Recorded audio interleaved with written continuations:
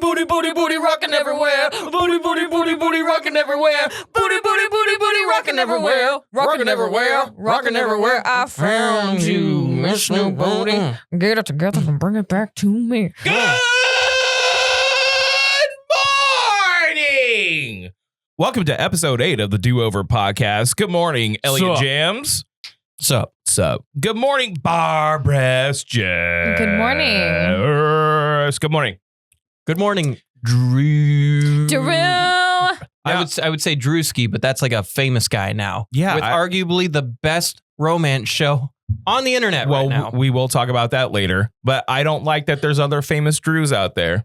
Like way more famous than me. It's all right. We'll get you there. I'm not okay with that. We'll get you there. Hey, we're climbing. Yeah. Well, We're we climbing. do have the first ever Drewy Award ceremony today. Ooh. Round of applause. Hold on. It's time. Nope. I don't know how I feel about this because I feel like it's targeted toward me for some reason. Why? Why would you think that the Drewy Awards are targeted towards you? Because you texted me about the Drewy Awards and you were like, you just wait. it's going to be the first ever. You just wait your pretty little head. It's okay, kitten. I'd me so hard. You're so good to me. Okay. Don't you tuck my dingling. Just like look at me with my skin suit. Oh my God. It puts the lotions on its skin. Ooh. Ah, Oni-chan, ara ara. Okay. What? I was not ready for that. Yeah. When they started saying lick my is probably not going to be appropriate. Well, Or to be put fair- a mark right there. To be fair, it just says ooh ooh daddy. Anyways, good morning. Everyone calm the down. Okay. It is Wednesday. It's Wednesday, my It is dude. Wednesday. It's Wednesday, time my to get dudes. up. We're smack dab in the middle of the work week. It's time to get up, go through some things. Mhm. I want to thank you, Elliot, You're welcome. just for being you. Anytime. Yeah, just for being you, Elliot. You do that really well. Yeah, that's what I do. Yeah. You do that really good. I would love to thank you and but there's something wrong, Drew. Okay, yeah. We'll yeah. Okay. Let's just get it out of the way. Okay, let's get it out of the way. All right. Someone is not like the others. One of these things Is is not like the other. Okay, so you're wearing the tie-dye shirt From AA Ron. From Shout out AA AA Ron. Shout out AA Ron. AA Ron came and gave us some bitchin' tie-dye shirts. He did. Mhm. He made these. Jess, to go back to last recording day, I thought Jess was mad at me because she had such a rough day. If you remember, like the recording, she came late. She had a rough morning. The dog was all pukies. There's just a bunch of shit there's going a on. lot going on. Well, we went from recording our podcast episode 7. Our podcast. The old podcast. I guess speaking like that is warranted because we went to Visalia. We did. Oh, Visalia. V-Town. We went to Visalia. We have a brand new sponsor that's coming on starting next episode. So that's really, really exciting for us. We went there, did our thing, Mm-hmm. came back. As we're coming back, Jess is doing one of these moves. I'm like holding my mouth. Yeah. I'm like, Jess, are you okay? She's like, I'm just getting a little car sick, but I'll be fine. I like ate every Altoid you've ever owned in your And car. yeah, she's like, you're a distracted driver. You are. Is he not a distracted I'm not. driver? I'm No, not. he's a little distracted. Oh I'm not my- a distracted To be driver. fair, when I'm alone, I am also a distracted Okay, driver. but when I'm alone. we weren't alone. No, we were not. I was also getting like with smoke. Okay, I smoked only a few cigarettes. All right. Colleen was in the car. And we love Colleen. Actually, Colleen's supposed to be here. I don't even know where she's at. Uh-huh. But she is our salesperson, if you want to say. And I think that I was told that I was a stupid dipshit about 18 times on that car ride by Yes. Colleen. She's like, you're stupid. And I'm like, okay. She was cracking me up about how loud you take phone calls Yeah. in the car, which is very accurate. It is the loudest. It was a lot. It was a lot. Okay. There was a lot happening in this car. There was a lot happening. So as we come back, the plan was I was going to take all of our shirts Mm-hmm. Yes. and put like a little do-over brand with my screen printer. Yeah. Right. Jess, I was so fucked up at the end of that ride. She was over it. I was like, get out and go. Mhm. And she just like got to the car, booked it. I was actually surprised you were able to drive. Because I was starting to get a little car sick. And then when I was driving home, I was like, this isn't helping. I threw up as I was driving. Did you on the way back? In the truck. I threw up in the truck. Well, and I told you to puke in the car. I was like, if you're going to puke, just puke in the car. You were so fun. I was like, oh my God. Drew's like, yeah, just barf. I can just hose it off. I'm like, Andrew James, I'm an adult. I'm not going to puke in your car. It's an all-terrain, mat system. But then poor Elliot would have had to spend the rest of the ride I would have had to smell it. Because then the windows are down. It would have come right to me. Terrible. It was terrible. Yeah. So no, I had the bag with me. And so as I was driving, I literally was doing this, like looking up and bagging it the whole puking. time. Mm-hmm. So anyways, long story short, I was going to take all the shirts and brand them, right? I did not get the shirts because Jess needed to book it. Elliot went home. So then Elliot hits us up last night and he was like, hey, we love these tie-dye shirts that AA Ron gave us. And I agree. I love the shirt.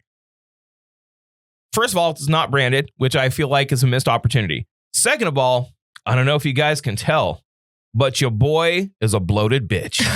I'm a bloated McNasty bloat bitch. I'm bloating McBloatface. See, I don't see it. I don't see it. I don't either. I don't see it. I've been eating like absolute horse shit for a long time.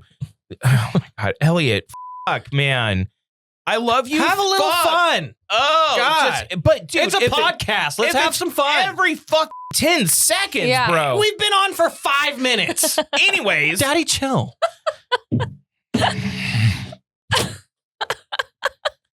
Anyways. I love it. You can do it, but like sparingly, man. Like, we'll get there. Don't worry. Yeah. Okay. Don't make me sus clap you. Oh no. I'm gonna do it. Not my favorite sound. Don't sus clap. I'm summoned. And great. I'm being summoned. And great. And now you have to wait for it to finish. Because I don't have a stop button on this. So anyways, Ort comes in. Oh, wait, let me finish this. So I can't stop it. I'm sorry. Last night he's like, hey, let's all. God damn it, dude. Okay, now we're done. We're done. Here you go. No. No. You can do the sounders. It's a trust issue. It's a trust issue. So he hits us up last night. Hey, let's all wear our tie-dye shirts. And I was like, okay. And then I put it on. I was like, no, I'm not doing that. I'm hiding behind a sweater. Okay.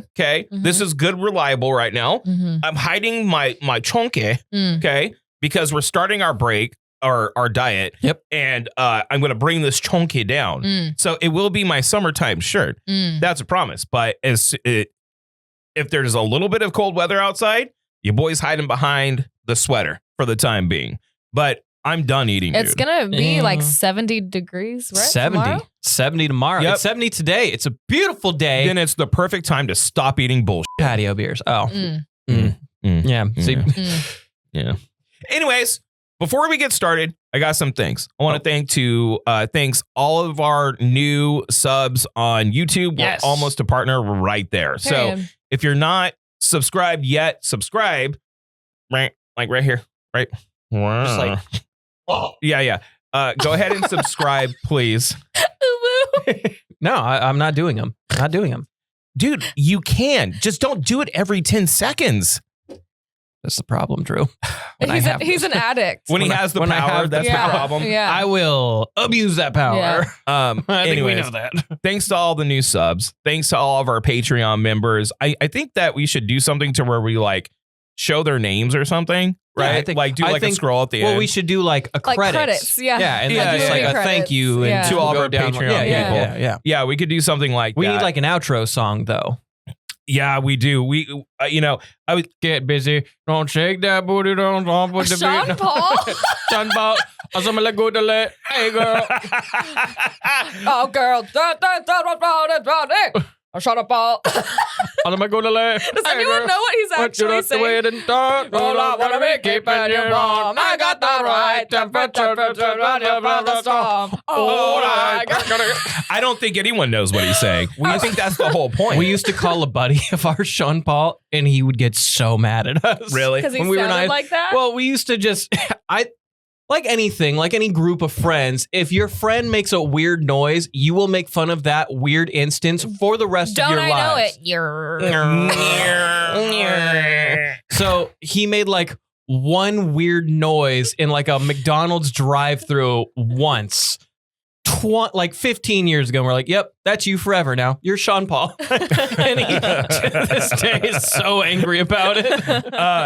I also want to thank Dash Rendar Yeah, for shout having out us Dash. on his YouTube I channel. didn't get the invite. You definitely did, and you said You're "I'm so gonna not do a that." medieval girl. Yeah, I'm a medieval girl. No, It's you wouldn't dirty, have done it's it. rainy. Could you would have I would hated have it. had a chicken leg on You- the outside. you would have been so pissed. You would have been if you- miserable. You would have been miserable if you showed up, because the moment I love Dash, because he was like, I was like, yeah, it's probably going to rain and I have my cameras and Mhm. everything set up. He's like, okay, cool.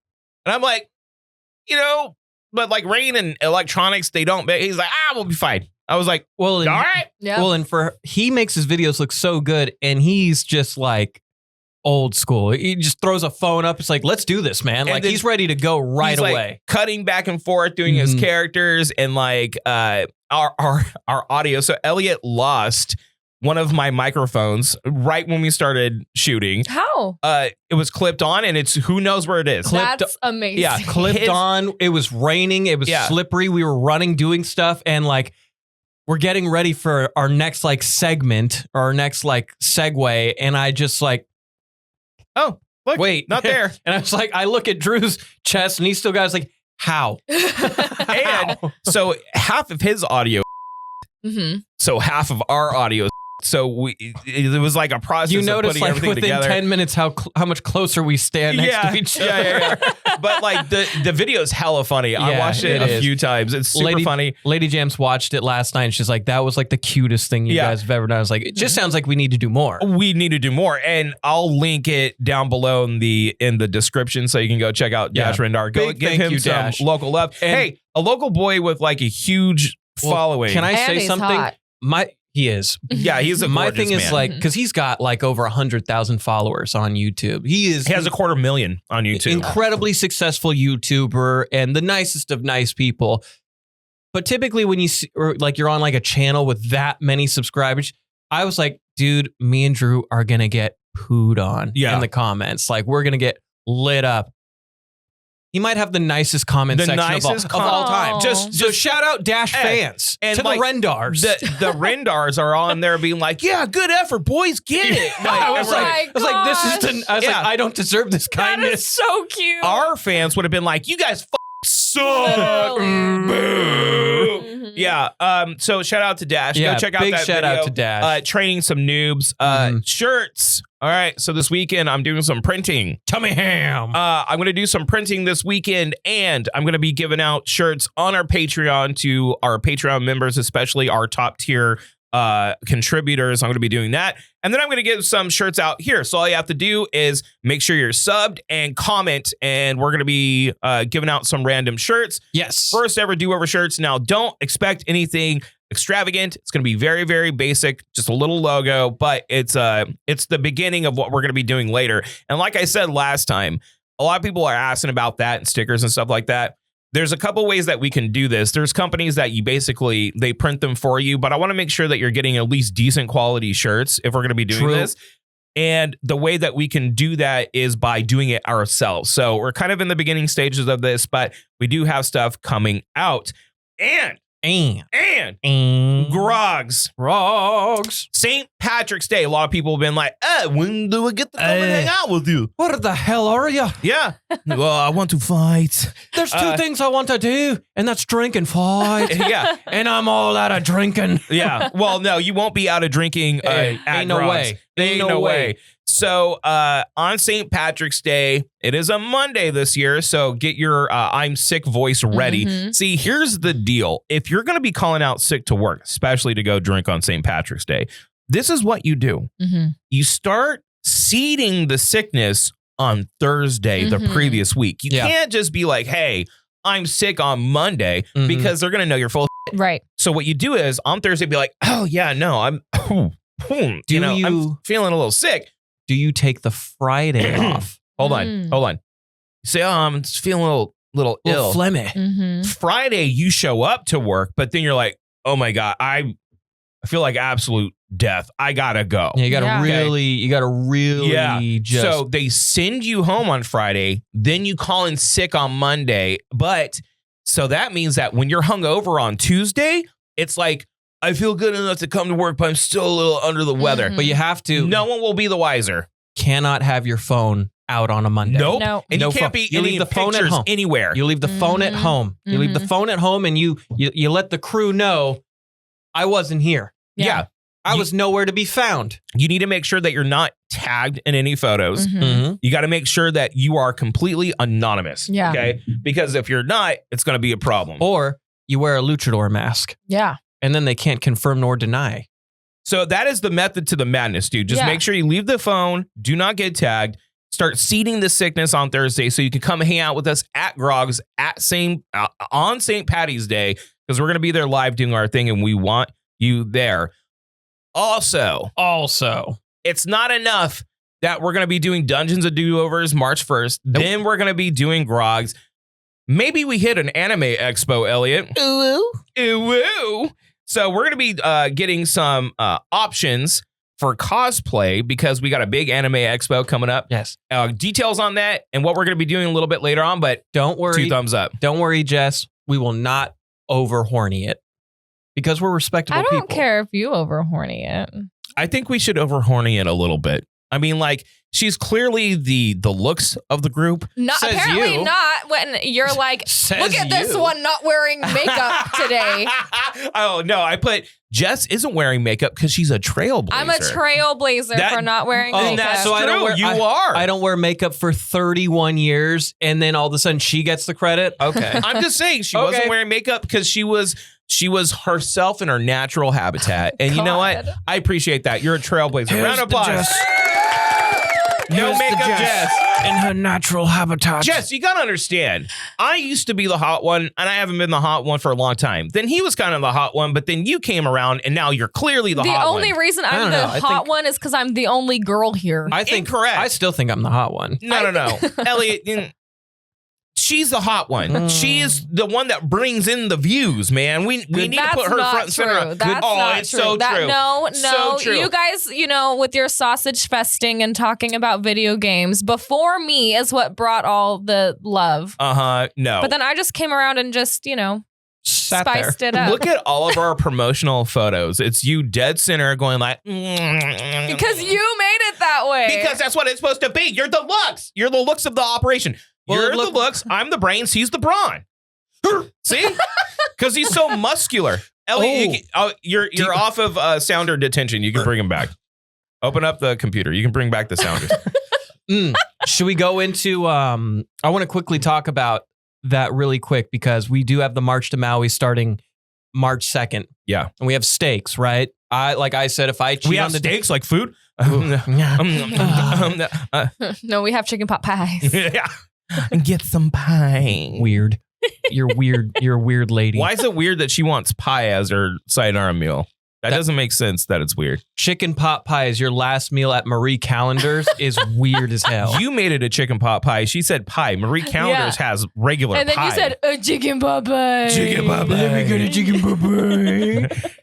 As your last meal is crazy. Anyway, I've thought of the stakes I want you two to do if you lose. Okay, so to get you up to speed, we're going to do the March to Maui. Yes. Elliot needs a beach bod because he's going to Maui to celebrate his I want that Magnum his PI bod. 32nd birthday. I know. Him and Lady Jam's gonna Lady be, Jam's is 30th. Yeah, 30th? Yeah. 30. So The her big dirty 3-0. 30. 32 years old, Elliot. They're going to be going over to Hawaii and they're going to be looking for that beach bod influencer pictures. Mhm. So because of that, starting the day after my birthday, Yes, March 2nd, we are going on a pretty hardcore diet exercise regime until until May 17th. Get the hell on Yeah. out of here. So I'm really excited for this. I think all of us are going to knock it out of the park. However, if you guys don't succeed, Okay.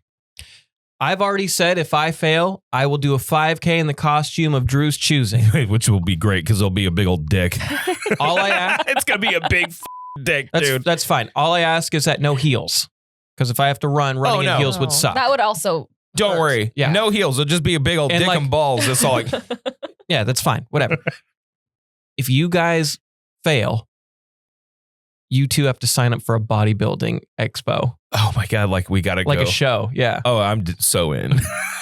So in, dude. No. That would be so funny. No. Just that'd be so funny. Drew in the Speedo just. You know how they do this thing? Yeah, like yeah. I'm Yeah. like, how are they not hurting themselves? No, Ow, we're not- I hurt myself right now We're just not doing that. Well, then you better stay on We're that not diet, doing blood. that. I don't Yeah, they yeah, have to like approve of you doing that. Well, how about no, I'm pretty sure we know people that'll get us on stage. Like we can find someone that'll be like, all right, go for it. And dude. like, you're not going to be in like the side. You're not going to be in like the corner. I'm putting you guys. I won't put you dead center, but you guys are in the middle enough to be like, who would that guy? yeah, no, like you oil me up and I'm just eating hot Cheetos on stage and I'm like, I put them down. Hold this It for just me, all- please. I'm just like this. Oh yeah. Cheeto streaks all over my oil body, and I'm just all. No, I want you taking it serious. I want you doing the same pose there, like the whole. That would be funnier than like I'm okay. That's a I good see one. your steaks, bitch. That's a good one. But- I'm gonna how- not eat for a month and a half. You So I don't have to better do not. that, dude. I don't want to do that. Anyways, And all like the yoke chicks next to Jess. I know, it's just like, okay, mom. they're all like I know. super tan. Well, don't put me on there. They're all super dangerous. tan and She's like- defined. Yeah, she's all walking up. Here's my card. Here's my card. Here's my card. So, anyways, I got an update for you. Okay. So we do a segment here and there called "It Came from the Comment Section," and if Yeah. you remember last episode, Ellie got really upset at me and Jess because we were talking about gloops and vaginas, and you know, I don't Yes. look. It just doesn't need to be in the first 10 minutes of the show. We got to, just like my sounders, you got to space it. You got to space it a bit. I get that. I don't know but if you get that. I thought no, I do. you went right into the gloop. I thought it was pretty funny. You did a head dive in the gloop. Looking back on it, and I think that I asked a question that is relevant to what we were talking about, Mhm. and it has to do with an OBGYN, because one of our listeners, believe it or not, is a doctor. It's Mm. crazy. It's Actually- a gynecologist. Actually, you got a couple of nurses over at Kaiser. Big fans of the show. You want to shout him out right Yeah, now? shout out Aaron and Lisa and Romero. Security guard Romero. Oh, yeah, no, Romero's Romero's been the a fan, dog. yeah. Yeah. dude. Romero will roll up when I get there. He's like, "Oh, yo, Drew," and I'm like, "Romero." Yeah, no, he's like a super fan. I dude. pulled up and Romero was like, Elliot, what's up, man? I was like, what's up, my dog? Good He people. sees this rolling in. He Yeah. knows this. He's like a super fan. So Yeah. I love that guy. So one of our listeners is a gynecologist, and he commented on one of our things. Is like, "Hey, your guys' podcast helps me get through rough days." And then I was thinking to myself, like, what is a rough day for a gynecologist? Is it like Mhm. staring at diseased, nasty pussy? Now, look, I hate that word. by the way. hold on, before girls or anyone gets f***ing crazy with me, I'm not saying anything negative about the female form. I'm saying sometimes there could be nastiness happening in the pussy, just like dicks can be nasty from time to time. Can you change the So wording? instead of a please? gyno, we go to a mino, a man gyno, and he looks at our penis and he takes his fingers and opens it up, and then he goes like this. You know what I mean? Like in the penis head, right? And he goes, Isn't that how he you goes, guys get? he goes like this. He goes, and I'm like, whoa, you know, Isn't same that how shit. you guys get tested as a swab in the pee hole? Yeah. Have you never gotten one of those? You never got a swab? No. You never had to go to the Planned Parenthood? No, I haven't. I have. Have you? You've had to do once. that? Yeah. I feel like that would be like really. No. Horrific. So, should I tell that story real quick? I'll be honest about it. It's kind of crazy, but Did you catch the clap? no. Mm. So she gave me this thing. I was feeling weird pressure when I pissed for a while. Mhm. It was when I was dating this girl. I thought I caught something, Mhm. right? It turns out I had a bacterial infection because she liked it up the butt, Mm. and I was a lot. Mhm. And then because of that, I got a bacterial infection in my my pee hole. My God. I know. But I was like, hey, still STD free? You know what? I've had BV. We've all had BV. We really all haven't. We have. I'm sure you've gotten in your life, Elliot. Anyways, back to the gyno. So I was posturing like, hey, if you're a gynecologist and you're like a straight man, right? Does looking at kind of troubled vaginas all the time kind of ruin the pussy experience? Or change the wording. I'm sorry, vagina experience. Thank you. Or does it like make you appreciate like healthy, Cute. well-kept vaginas more, right? So from Jappa Josh, which sounds a little bit problematic, but I'm just going to go ahead and go for it. He says, okay. So it's me, the gyno. I can confirm that gross clients get passed to my interns. And he's laughing emoji. I didn't go to school for 2 years to get the green grime. Also, totally gives you more appreciation. Totally not gay. So I guess the final word is more appreciation for the vagina. That's good. And it does not turn you gay. I don't think, I mean, like you said, there's gross like donger too. Like, I don't think, because even if he was like, okay, I think I'm going to be gay. I mean, I've seen a micro before and it's traumatizing. What, a micro? Like, what do you mean? Well, you're just afraid of little things. You're afraid of little circles. You can't put little circles in like your mouth. when Silks wears a collared shirt, do you get like PTSD when you see the buttons? It's like, oh. Hold on, wait. Have you ever like been about in the throes of passion, and then like someone pull down their pants, or you're like, no, Yeah. You're like, yeah, put it away. What? Tell that story. I want to know. She's like, well, he pulled down his pants, and I said no. That's the story. Well, okay, so I had been kind of like seeing this guy for like a while, and he hadn't even tried to hold my hand out. So I was kind of confused. I'm like, maybe we're just homies. Like, it's fine. Like, maybe you're just friends. we're just, we got along really well. Like, he took me. Maybe he's not a sinner. Did you think of that? Yeah. Maybe he's trying to go to heaven. Maybe he's a Templar. Which, like, I wasn't even thinking that. I was just thinking, like, he hasn't even kissed me. Like, it was just very casual. But he was like taking me to really nice dinners and like. So I was like, whatever, like, that's fine. Free food. But so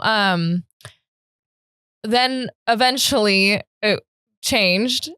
And how detailed do you want me to get? You go as now? detailed as you want. Yeah. We can cut around if it's a problem, but yeah, go for it. So at one point, I wasn't even really like looking at him. And all of a sudden, he's like, do you want to like do it? And I was like, that's how you get a girl wet, Elliot. You go, would you like to perform intercourse with me? It was really interesting. Yeah. And mind you, I don't have like a big body count at all. So like I was just kind of thinking like, I guess, like, is that where we're at? Like, we haven't even had a conversation. Like, I don't sleep with people that I'm not dating. And so I was like, so then I'm thinking we're dating. I'm like, oh, okay. Yeah, we're together. We're together. I'm so stupid. I love him. We're dating now. Woohoo, And so, but I was like, we were laying on his bed, but I was kind of backing him. And so he tries to be all like sexy with the like taking the pants off situation, but we still never kissed. We did not share a singular kiss. Okay. At all. Okay. Well, maybe he thinks like if he kisses you, you'll get pregnant. Maybe he's one of those guys. Yeah. You know? And next thing I know, I'm like kind of hearing like, and I'm like, he's pulling his cock out. I was really confused because I'm like, am I doing it right now? I'm not. What is like you didn't know? I didn't realize it until after. And did he just like whisper in your ear and he was just I'm like, well, at one point I'm kind of just like this. Silks loves this story. I'm like, naturally, what is happening? Like, I don't like, and I will never say it wasn't consensual. I told him, sure, but it just was like, it happened really weird. Like, I just wasn't prepared for like how it was happening. And so then he's like fiddling. He's still doing his thing, and I'm He's still got a violin. He's fiddling down there. and I'm still. The devil's down in Georgia. But I'm still like sitting there, not really feeling it. But I feel him like fiddling in his nightstand. So I'm like, oh, he's about to like pull something out, I guess. Or like get a condom or Right, something. Like he already pulled something out. Yeah. Yeah. And so I go, what are you doing? And he goes, hold on a minute, baby. Yeah. He goes, this is going to feel cold. And I'm like, what? This man. Get it? Come on. Power through. Power This through. man starts putting lube on my and I'm like, no.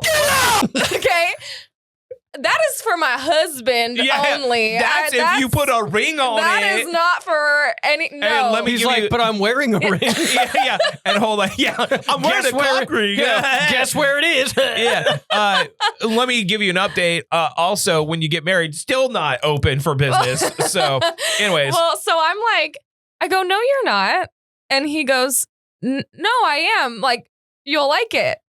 And I'm like, no, I'm telling you, I'm not doing that. Right. Yeah. I'm not doing it. And so I like kind of push him off and I turn around and I'm like, so my first thought is like, man, I should have just let him do it. Like, I don't even think I would have realized what was happening. Imagine you guys have all seen like an Audi belly button. Yeah. Yeah. That's what it looked like. No way. Mm. I've never seen anything like it. And I actually felt genuinely so bad because he can't help it. No, it's Nobody can help it. Yeah. That is devastating. Elliot's like, no one can help it. It's not like they have support groups that It's- we go don't- to every single look, Thursday. yeah. I mean, no one can help it. Thursday. Okay? It's a Monday thing. You start the week off with sadness. No, that was so funny. Elliot was like, no, I can't you help can't. it. You can't. Hello, darkness, my friend. I felt so because I know I don't hide my feelings, as you guys know very well. Like Yeah. if I'm feeling Really? some No, yeah. I mean, no. if I'm feeling some type of way, you're probably gonna see it on my face if I'm not vocalizing it. And so I literally remember feeling like, Jess, change your face, because I went my eyes like went big, and then I was like, I'm gonna go home. I'm gonna go home. And so I went home, but I was like so freaked out by the whole situation. It was so weird to me, the whole thing, because I'm like, do I count that as Sex. Because So what I'll tell you're you saying now, is that he did. yeah, for sure. He did. He was high-fiving his friends after. He's like,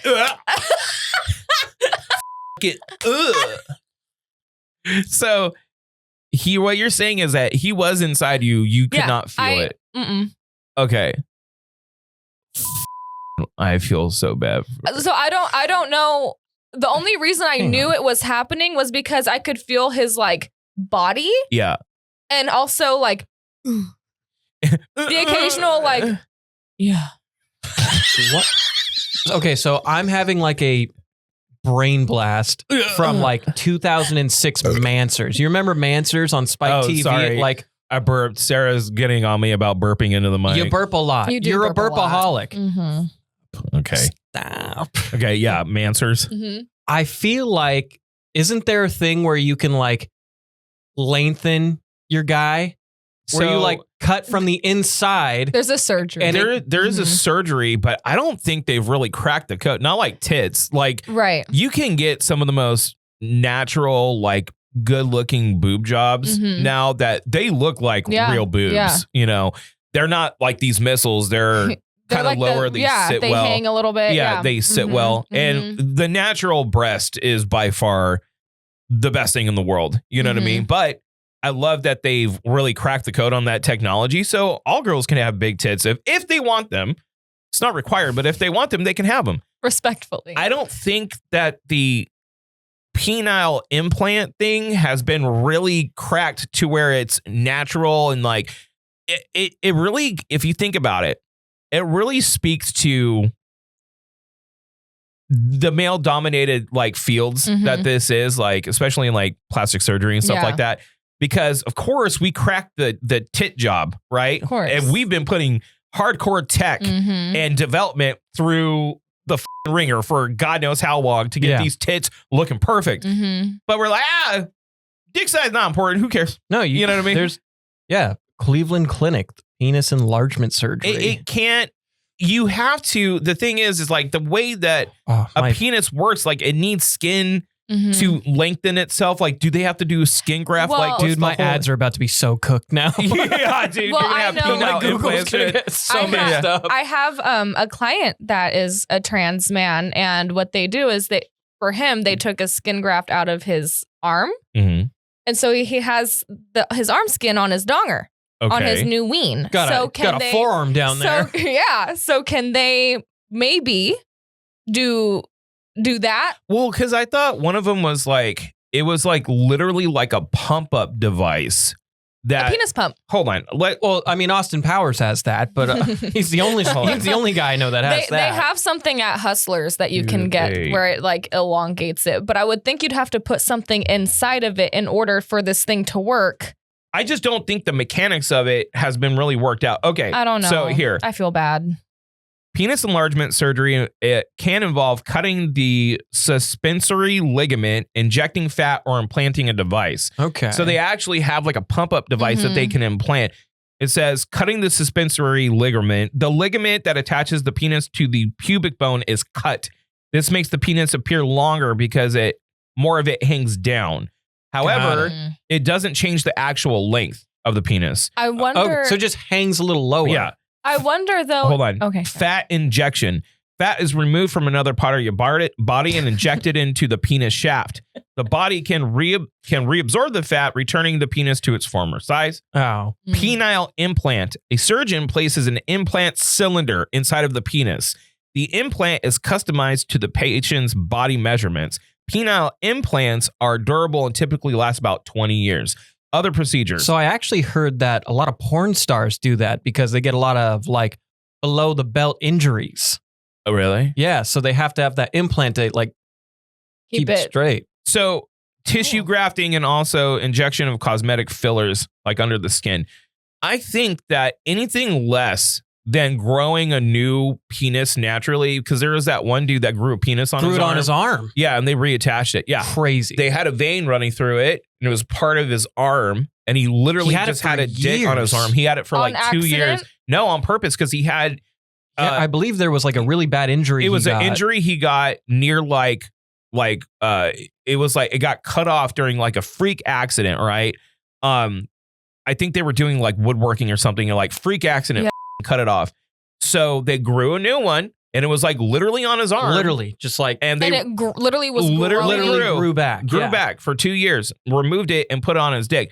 Anything short of growing like a new replacement penis that works and grafting it, I think why go through the trouble, right? If you have a small dick, you have a small dick, you know? Why go through the trouble? Because all of these things doesn't seem like it's either a permanent or a good This is solution. why I feel bad. I feel bad. Little peepees matter, and ugly vaggies matter. Ugly vaggies and little peepees matter. They matter. They do. I feel like taking fat from one part of your body would be the play, though, because then you'd be like, yeah, man, I lost a ton of weight, but I didn't lose a ton of weight. You know what I'm saying? I gained it in other places. So there you go. Education on penile implants. There you go.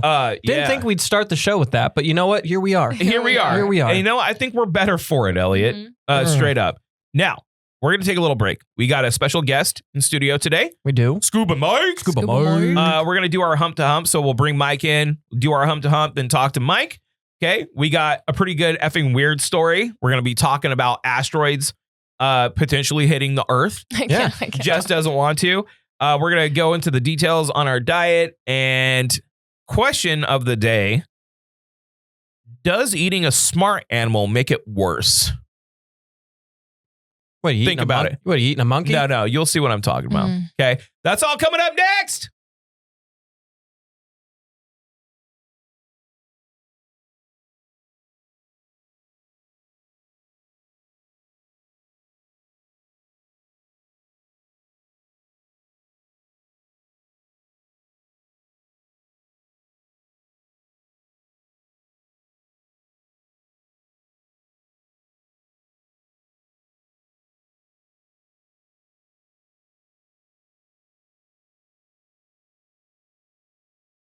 Big shout out to Horn Photo Trade-In Trade-Up event, the 28th through the 2nd, I believe. I'll double check those dates, but just know Trade-In Trade-Up, it's going down, and you get an extra 10% in-store credit if you trade up to something new. So big shout out to Horn Photo, the official equipment sponsor of the Do Over podcast. We love you and thank you for supporting us. Now Elliot. Now Drew. Now Jess. Drew. And Scuba Mike. Yeah. What's up? What is Scuba Mike? Yeah! Welcome, my friend. Welcome to the Do Over podcast. First time you're jumping on in. Have you been watching us do our thing? Absolutely. Missed you guys too. So. We missed you too. I got to say, Scuba Mike, you're looking lean. Yeah, you looking lean. You losing some weight, dog? Looking like a lean pocket right now. I'm trying. And I heard you guys are another diet, really? Oh, God. You guys can't stick to one yet. I don't want to talk about it. So we did really good last year. Well, at least I did. And then since about December 6th, around then, I've been just eating like and it's time. Like last night, I was eating an Eggo waffle at midnight. Oh, and that's the best time for an Eggo waffle. I know. But I was like... Why am I doing this to myself? I had a Big Mac for dinner. Okay? Oh, did you? I'd leftover Chinese food and like 5 or 10 scoops of That's the chocolate best right ice cream. there. Yeah. Well, you know what the problem is that I've eaten this long and we're going to kick off our diet at like March 2nd. So I'm like, okay, it's another week. Like, Yeah, what's it's another fine. week? This is the week. If you're going to do it, you got to do it big this week. You might as well do it. But anyways, thank you for jumping in. I'm telling you right now, though, Drew. So I was listening earlier. Yeah. If you get on stage, this is what you have to do. So if Elliot wins and you get on stage, instead of tanning for the show, you have to cover yourself in Cheetos orange. Cheetos dust. Like, you know how they have those cheesy ass tans? We'll get you a paint gun. Cheeto tan. We'll get you a paint gun and we'll get a Cheeto orange. Now, we're going to do our hump to hump. That's Wednesday to Wednesday because our episodes, they launch on Wednesday at 8 a.m. every single week. Go and get caught up. But we kind of talk about our last week and what we've been up to. Now, Jess, we're going to go to you in a second because we got some pretty substantial news that we're going to talk about. Exciting news from the Jester. But I want to talk to Elliot. Yeah. What have you been up to this last week, Doc? This week's been it's been a week and a half, that's for sure. Exciting news with work, though. Fairway Lounge. Alcohol is officially there. Booze be a-flowing. That's right. Mm-hmm. Booze are officially going down at Fairway Lounge. I don't know if I talked about this yet, but I love that Elliot works there because apparently in like the golfing circles, the Fairway Lounge is known. And I was in line at Save Mart and one of the workers there is like, oh, dude. And it was the guy in front of me. And they must have known each other through like golf. Yeah. And he's like, through the golf vine. yeah. He's like, bro, have you seen Fairway Lounge? He's like, nah. He's like, okay. And he pulls out his phone and he starts, look. And he's like having him watch as he's checking him out and he's hyping this place up. I'm like, oh.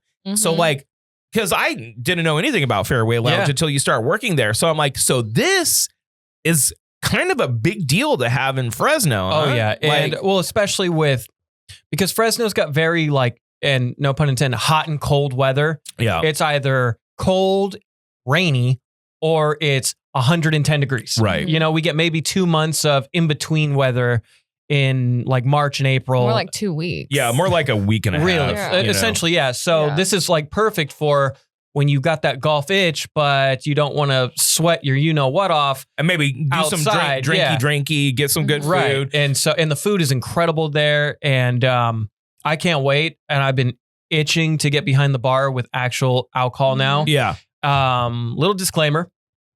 No experience with pouring liquor. But you're and going to making learn. cocktails, but You can learn. I am incredibly excited to learn. Yeah. So, yeah. Fairway Lounge going So down. that's some big news. No, it's exciting news. Trevor went and said that it was a lot of fun. I said, what's up, T-Nugs? T-Nugs. How T-Nugs, how yeah. is the how's the home life? I was thinking, okay, because this happened last night. So Severance dropped. For whatever reason, who knows? Elliot couldn't watch it with his lady at the time. So he's like, I can't steal a sode. Can't steal a soda. And then I was like, man, why don't you just put a baby in her? Okay. Just implant the zygote in the uteri so you guys can have babies now because you're done, bro. If you can't steal an episode now, Well, you have reached you're cooked. You're cooked. You're done. I feel like there's a level of shows to where you can like deem stealable or not. To where you do it and you lie about it and you're like, oh. Well, like I feel like there's like 2 shows really that are like holy in the land of Lady Jams. Severance is number 1. Okay. Because so you guys are that hype on it or what? What's It's the deal? just that good of a show. Okay. Like phones are on do not disturb. Right. We put them away. We are locked in for Severance. And then we spend like 5 or 10 minutes coming up with theories after the episode. Yeah, that's the funnest part of watching Severance. really is, yeah. And this next episode, you guys are you're gonna be talking. Hell yeah. Because I got some things. So when you watch it, you got to text me. I'll text you for sure. Yeah. And then Survivor. Survivor is her family show. It's the show I've fallen in love with. I can't wait. This time next week, baby. Cannot wait. But my point is that monogamy is one thing, but having the honor of not stealing an episode means that this is going to be the woman that you're going to be with for the rest of your life. Have you seen the cup he's been drinking? You're drinking out of Katie's crazy cup. It is a crazy cup. Okay, show the camera right here. Okay, Katie's crazy cup. He's cooked. You're done. So you might as well implant the baby, put the ring on it, get married so we can celebrate and get some good content for the pod. Okay, that's why I just do it for us. All right. Anything else big going on? Just been doing taps and takes. Got another blog up from EDW, Extreme Dwarfinators Wrestling. Dwarfinators blog review from Elliot right here. It was so much fun. It was totally a blast. Yeah. Dive into it just very briefly. Dive into it. Scuba Mike. Yeah. Lady Jam's got a bad case of pneumonia. Mm-hmm. So she did have to go to Kaiser. I know that, but I didn't want to put that out on the pod. No, it's fine. Just really briefly, she gets out today. Okay. So she is A-okay. Yay, Yeah. my girl. She is A-okay. Everything's good. She just had this like really bad cough for a long time to the point where she got like severe pain. Dude, that sucks. Yeah. And so, but she is all good in the But hood she's now. a trooper. And Lady really Jams, is. I'll look at this camera. Look at this camera. Lady Jams, we love you. And not only that, Elliot loves you so much. He did not steal a Severance sewed. Yes. So you might as well let him impregnate you. I will. Okay. I will say though, Put I did a fertilized embryo. All right. In the uterine tract. In the uterine tract? I don't know. Where does it go? I don't know about women's bodies. There's a tube. All I know is that there's a vagina. That's about the extent of what I know. Okay. But do that. Yeah. Okay, it's still going. I got to figure these buttons out. Anyway, so it's just been a lot of running around and making sure the house is cleaned. I'm pretty sure there's like 4 containers of old Chinese food in the trash. So sorry about that. If she comes home and it's messy, you're fucking screwed. No, You better get that she shit likes together.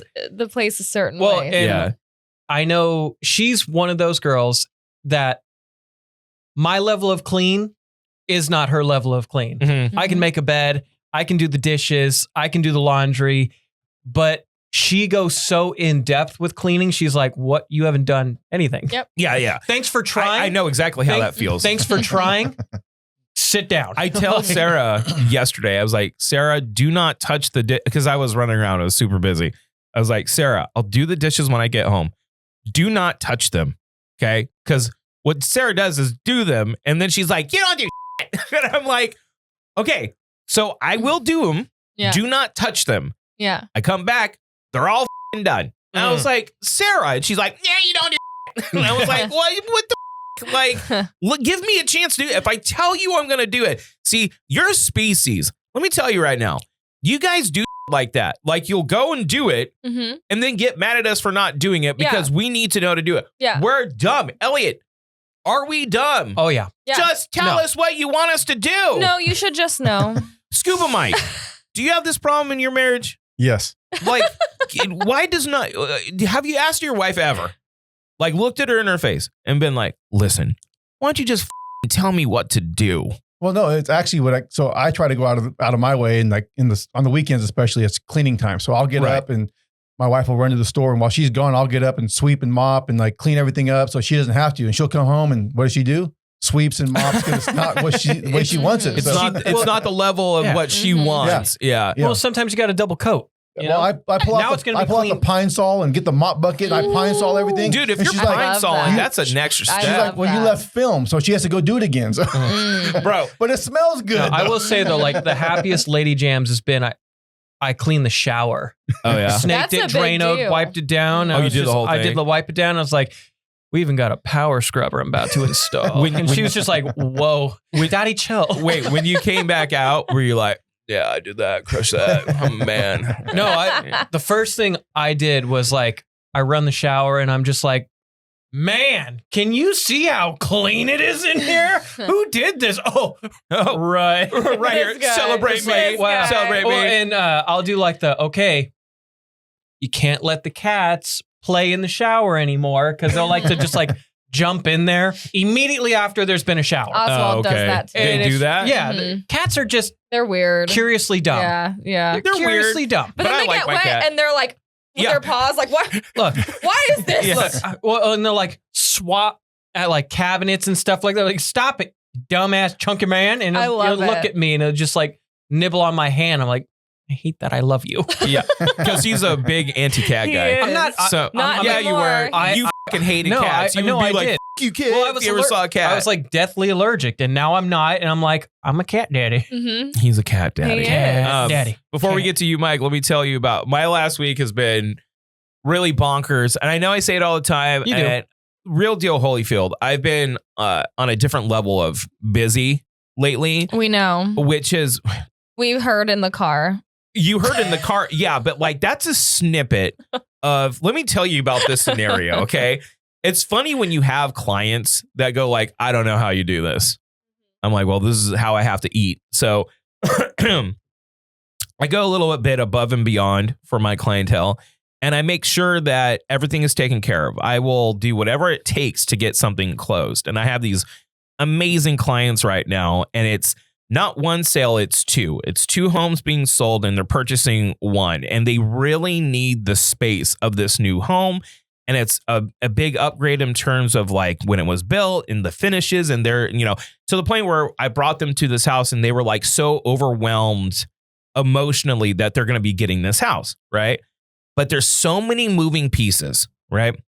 So this house that we're selling in order to get the other one, in the middle of the podcast last week, and that was why it was cut short about 40 minutes, I get a call from the buyer's agent.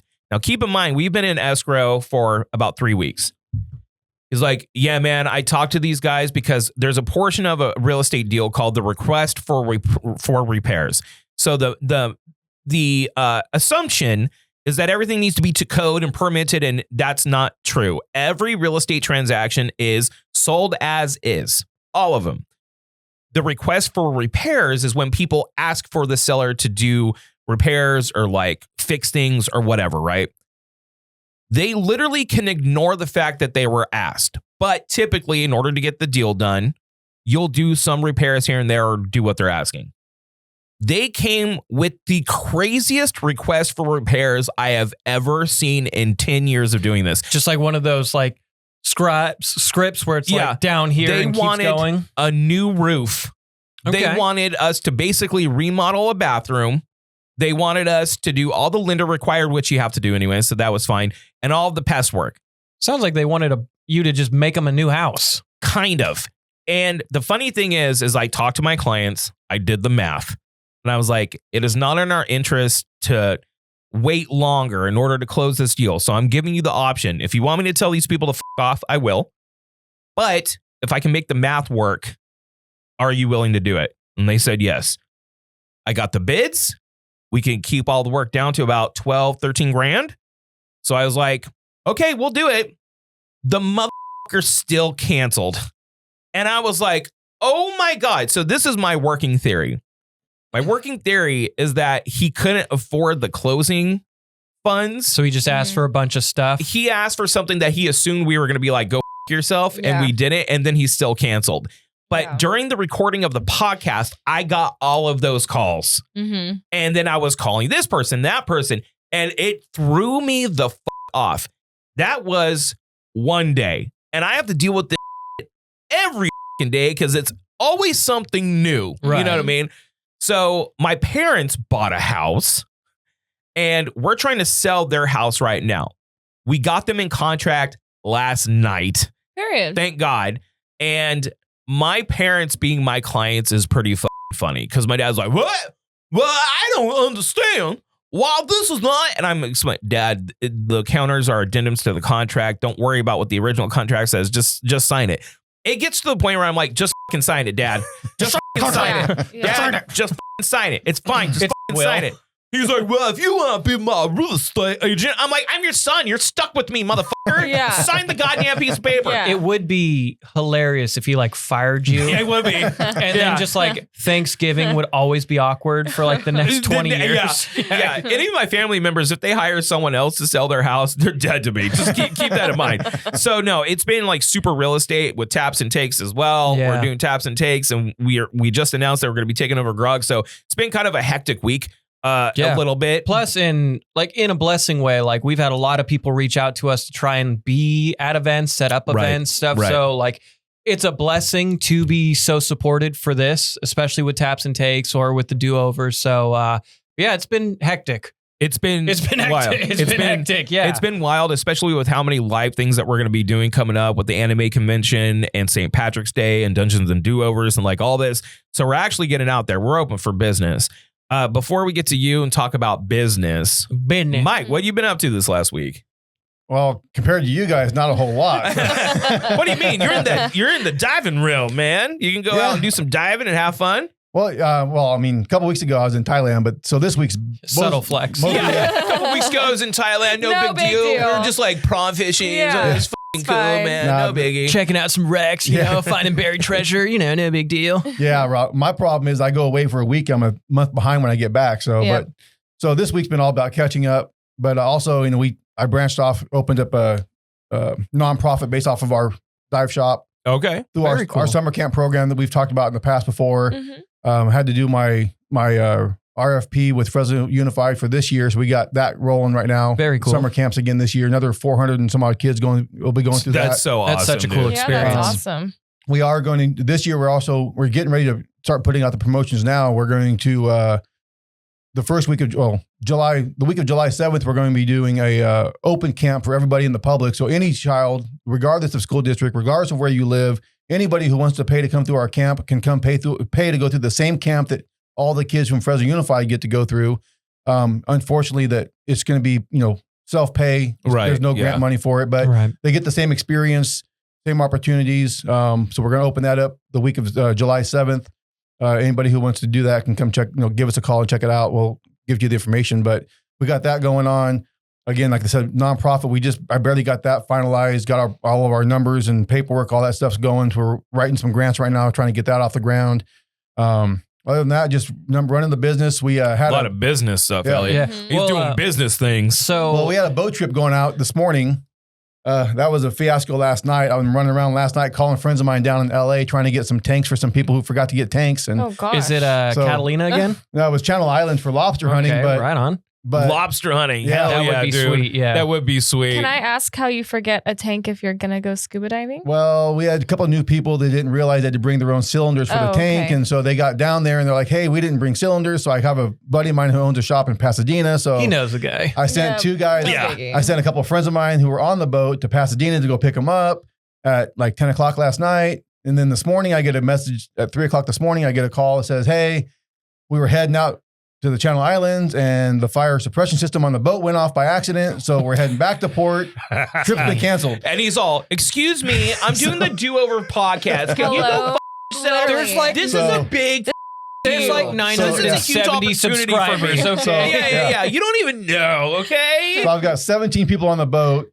I had to go run around and coordinate tanks last night. Now I got to get these cylinders back to Pasadena. So I contacted an Uber. I Ubered the tanks back to my buddy in Pasadena this morning. So the Ubered the tanks. Ubered They the just- I Ubered them back. Wow. That's hilarious. Well, that's awesome. Yeah. So, Jess. Yes. Jess. No one Mike, are will you gonna love join? you like I do. Oh my God. Now, Thank you. Jess. Yeah. Jess. What's going on? I'm officially a salon owner. Jess! Jess owns a salon. All right. right, before we get started, what's the name? Period. It's called Sirens and Sage Beauty Lounge. Ooh, cute. Sirens and Sage. I'm surprised you didn't just name it period. Period. And that's it. Or just a period. Period. Just the period. So, just a period. That actually would have been funny. So what's it called? It's called Sirens and Sage. Sirens and Sage. Sirens and Sage Beauty Lounge. I am a co-owner with one of my best friends, Maddie. She's the one that waxed Silk's ball sack and legs, and our friend Gleason his butt. I'm sure he really appreciates you throwing his last name in. Did I say the full name? You just said the last. No, you're fine. All right, it doesn't matter. You would have known. I thought his name was Gleason. Yeah. We're just goofing. It's just a goof. Yeah. So wait, what is his first name? And what's his phone number? What's his phone number? So we've worked together for 8 years at the salon we've been at, and we have worked really well together. And she actually found this spot, and she was like, "You want to just go for it?" And I was like, "You know what, brother? Hell yeah!" So here's the thing. I had no idea this was going on. Jess last night goes, "I own a salon," and I was like, "What?" It's like Matt Damon's kids when they bought a zoo. We bought a zoo. I was like, "I bought a salon." What? You did what? Yeah, I'm a salon owner now. I was like, "Wait a minute." So hang on. How long has this been going? How did this even happen? Well, thankfully, everything just works out for me. Usually, that doesn't come off that way, but excluding the car. The car is the problem. Aside from the car, literally, like, I just have this way of getting everything I want. I don't know how that happens. I think as I was saying that, I'm like, what a bitch. Like, oh, brother. Literally. But it's like when we started working together, right? It just fell on me. I don't really know how things happen, but so on my 11th anniversary of being licensed, which was a few days ago, I got the keys to this place, which was, and 11's my lucky number, and I have it tattooed on me. This whole thing, everything is just connecting for me. It's all coming up 11. So you tell us. I'm like pumped. We'll talk about it here, but how was it? How is everyone around you responding? Like, for the most part, are they excited or? For the most part, yeah. What do you mean? Question. Before we dive into it, I think it's only fair that I get the first haircut. I should be the first customer. You better come in at 8 a.m. Monday morning. That's so early. Are you going to start? Well, now that you own your own salon, you need all the money you can get. Are you going to open up dudes' haircuts? No. Dude cuts. Hell no. Hell no. No. That should be. Dude Cuts Pro. Yeah. Dude Cuts. That should be the name of your business. Absolutely. Dude Cuts Pro. You should get your liquor license. Just have one guy doing dude cuts. Dude cuts. Just right in the corner. Yeah, no, that's a good point. Would you put a dude in there that does like There's men's no haircut? room. There's no room. And Dude Cuts. Absolutely not. So is it? We are not a man-friendly salon. Where is it located? Okay. Hold on. Wait. Hold on. Wait. That's not what you should open up with. No, the girls need a safe space to talk on men, Yes, and I get that. So, Mhm. Jess, Yeah. let's go back. Okay. I'm asking you, how's everyone around you? And you're all, for the most part, it's good. What do you mean? Without getting too deep into it, I have felt like I have just a couple of people that aren't as happy for me. Why? Why? Is it like that, like girlfriend thing where? Jealousy. Well, is it that Jealousy? Like, you know how friends get, like women friends get, like over a couple of years, and they start like passive aggressively Like, digging you? Yeah. Like they're so happy. Yeah. Oh, they're so happy. You look so good for your age. Or like, Ooh. that's so good for you because like you kind of need that. Well, or it's like, you know, being oh kind my of God, that you shit. see how far you've come. I will never Like, forget. I'll never forget. I was a kid. And there was like, you know, a couple's kind of like church group thing Mhm. that was happening at our church. And this is when I started opening up my mind's eye about this stuff a lot. I remember, you know how there's like persnickety kind of like groups at church, like Mhm. some of like the well-known like couples and parents and whatever. So my parents are in this group and I ask one of those people, I'm like, why are they all in there? And she looks at me and goes, because they need it. And when she said that, I was like, oh, you're a f***ing cunt, aren't you? Oh, you're a judgy bitch, aren't you? Anyway, so you're feeling a little bit, do you think it's jealousy or do you think? I hate saying that because I don't want to, here's the thing. I don't want to believe that somebody or anybody would feel like jealous of me. Like I've worked very, very hard. Very hard. Dude, you work hard. Yes. You pull hard. regularly 12-hour days. Yes. Regularly. Yes, regularly. For the past 11 years straight. When I first got licensed, I worked 2 jobs, sometimes 3 jobs, just trying to build. Like, I feel like at this point, I've earned it. Yes. And I would just really hope that most people would be like, oh my God, yay. Like and maybe they do feel that way. Maybe they do. Is it just like a women's hunch that you have? It's just like, I'm not getting my heart just feels a little heavy, which sucks because I feel like this is supposed to be like the most exciting time. Yeah. Career, and it is. And it is. There's, Silks is like, like super jazzed. Yeah. And like my parents are like I called my parents a few days ago and I said, all right, I need you guys. I need to go shopping and I need your help. Daddy, I need you to move on my Yes. But Dad, I need your credit card. No, I haven't had any. Well, actually, I won't say that. My parents gifted me. They bought my new salon chair for me. Oh, very nice. Which was it's super cute. That and is it's super cute. And we went to some really like kind of hood, really, really deep Fresno. What's like I don't know what the word is that I'm looking for. Like old furniture store. But it's like furniture that you can take thrift shop, I guess. Yeah. But like for furniture.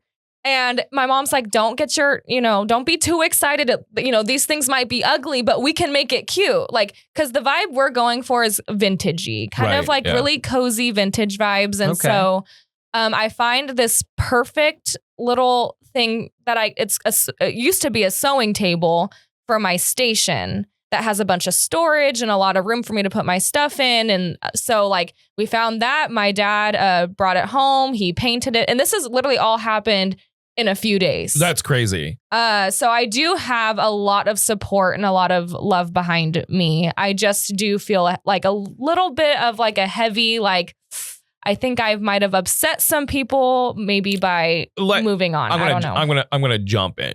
Okay. You can dive on in. We've had similar things like when Sarah got pregnant with Dylan, she lost friends, which is weird. It was the most happiest moment of her life when she found out she was carrying a baby. She wanted to be a mother. Yeah. We were trying. And one of her close friends stopped talking to her. And it's like, why? Like, why are you making this about yourself? Yeah. So I have no sympathy for people when other people are either excelling or doing amazing things in their life that then turn around to get pissed off at you. When I first started real estate, I told myself I need to switch my mentality into celebrating the people that are around me that are doing business, because you want to be associated with people that are doing things. It's not a competition. Well, and it's just, you want to see the people you care about succeed, and you want to be. Yeah. You want to celebrate people succeeding, because I used to be like, man, I wish I had that, So I switched my mentality, and it's made all the difference in my level of success and how I go about things. If you are really claiming to be a friend, and when someone does an amazing thing, like you opening a salon is an amazing thing. That's Incredible an amazing thing to do, to be your own salon owner and doing your own thing. You are literally girl boss. Girl boss. You are girl boss. You are girl boss. If anyone that claims to be your friend makes it about themselves, they're not a friend. They're not a friend. I'm going to say that right now. Anyone that is lamenting or making this about them, and we know those types, like we all have those friends that make anything that happens around anyone about them. If they're making it about themselves, they're horrible people. They're not really your friends. Okay. So I love you, Jess. Elliot loves you. I'm going to force you to start cutting dudes cuts. No. Dude cuts pro. Yay. No. Well, I mean, all people are like welcome, I guess. But if you're a man, not really. Yeah. Now, let's talk about business. That's amazing stuff. Thank so you. I can't wait. And once again, it's called Sages. Sirens and Sage Beauty Lounge. And I just made us a joint Instagram. So please go follow and show your support. What's the Instagram handle? Follow. Sirens and Sage Beauty. Go follow. On Instagram. Sirens and Sage Beauty. Go follow. I'll go follow and I'll tag it on all the stuff. You. I already followed it. Now, Scuba Mike. Scuba Mike. Scuba Mike. Now, we have a relationship from radio shows past. Yep. And then when we started doing the podcast, you hit me up like, what the man? What you tell me? Because you're my people. Dude, you can just text Come me. on. You just text me. I do text you, and you don't even answer. Whoa. You do not text my phone. I'm going to tell you I've texted your phone. The level of response times. If you're on Instagram, it's 2 weeks. Okay. If it's on TikTok, it's never going to happen. It's never, ever going to happen because I don't even look at the TikTok messages. So just text me. But anyways. Don't make me pull out my phone right now. I was like, hey, you need to come down here and see what we're all about, what we've been doing. And I'm glad that you're here. So what's the big stuff? I think that it would behoove us, Elliot, to talk about some of the crazy that you've been through diving, okay? Because the idea of me diving into the ocean and just open like that scares the living piss out of me. Even if I was to get comfortable, like breathing in the apparatus and doing it, which I'm claustrophobic as I don't think that I would ever feel comfortable unless I could clearly see the bottom. And you you dive. Oh my God, to I where hate you that. like it'll be black, right? And you'll go down there, dude. And that's crazy. I mean, I've only done Wishan Reservoir, and even then I was like, this is like the coolest thing ever. So I get it, but open water has always been my biggest fear. Yeah, Jess is already freaking out. She's sitting on land. Open water. I was crying about the Buchanan High School pool. so, but she still did it. And she did great, though. Thank she you. did fantastic. She did. Thank you. I need to know, what is the craziest thing that has happened while you're diving? Well, craziest thing I can tell you is, well, I don't even know if I want to say this because it's going to probably like scare a lot of people, but I mean, things do happen. So just recently, actually, when we were in Thailand, my buddy we were out diving, and right at the end of our dive,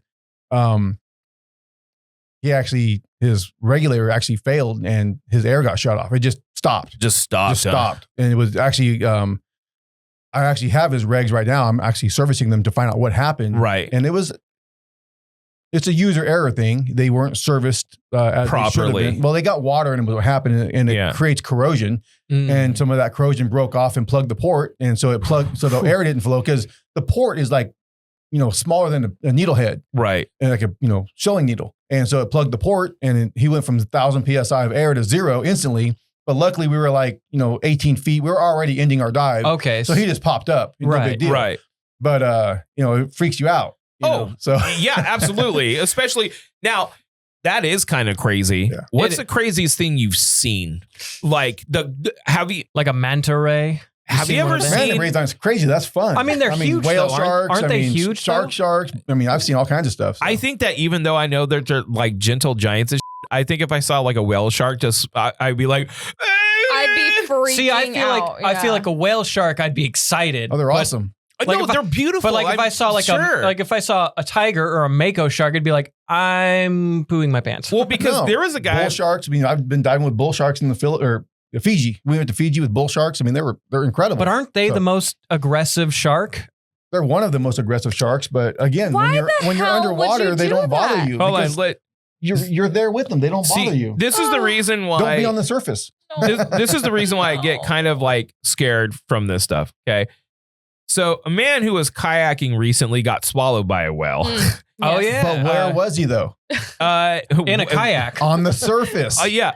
So, okay. But it just makes them easier to get swallowed when you're in the water. Because they're on the surface. Where are we at? We're underwater. We belong. That is a good point. Yeah, so they probably view you like you belong in the water. Food. We're one of them. But like when you're up there, you look like an easy easy mark. Is that it? Where is the shark's food source? On the surface. Yeah. So as divers, we're underwater. They don't bother us because we're not in that. We're not in the scope of their food source. With big sharks, have you ever gotten nervous at all ever when you're just like, man, I'm not feeling the vibe around me right now. Like I feel like at any moment, Well, you're supposed to. I can get my bit. Well, you know what I mean? Aren't you supposed to not swim like when you see a shark because that like gets their predator mode activated? There's probably what's a proper the protocol term for when it. you dive with sharks? Just move slow.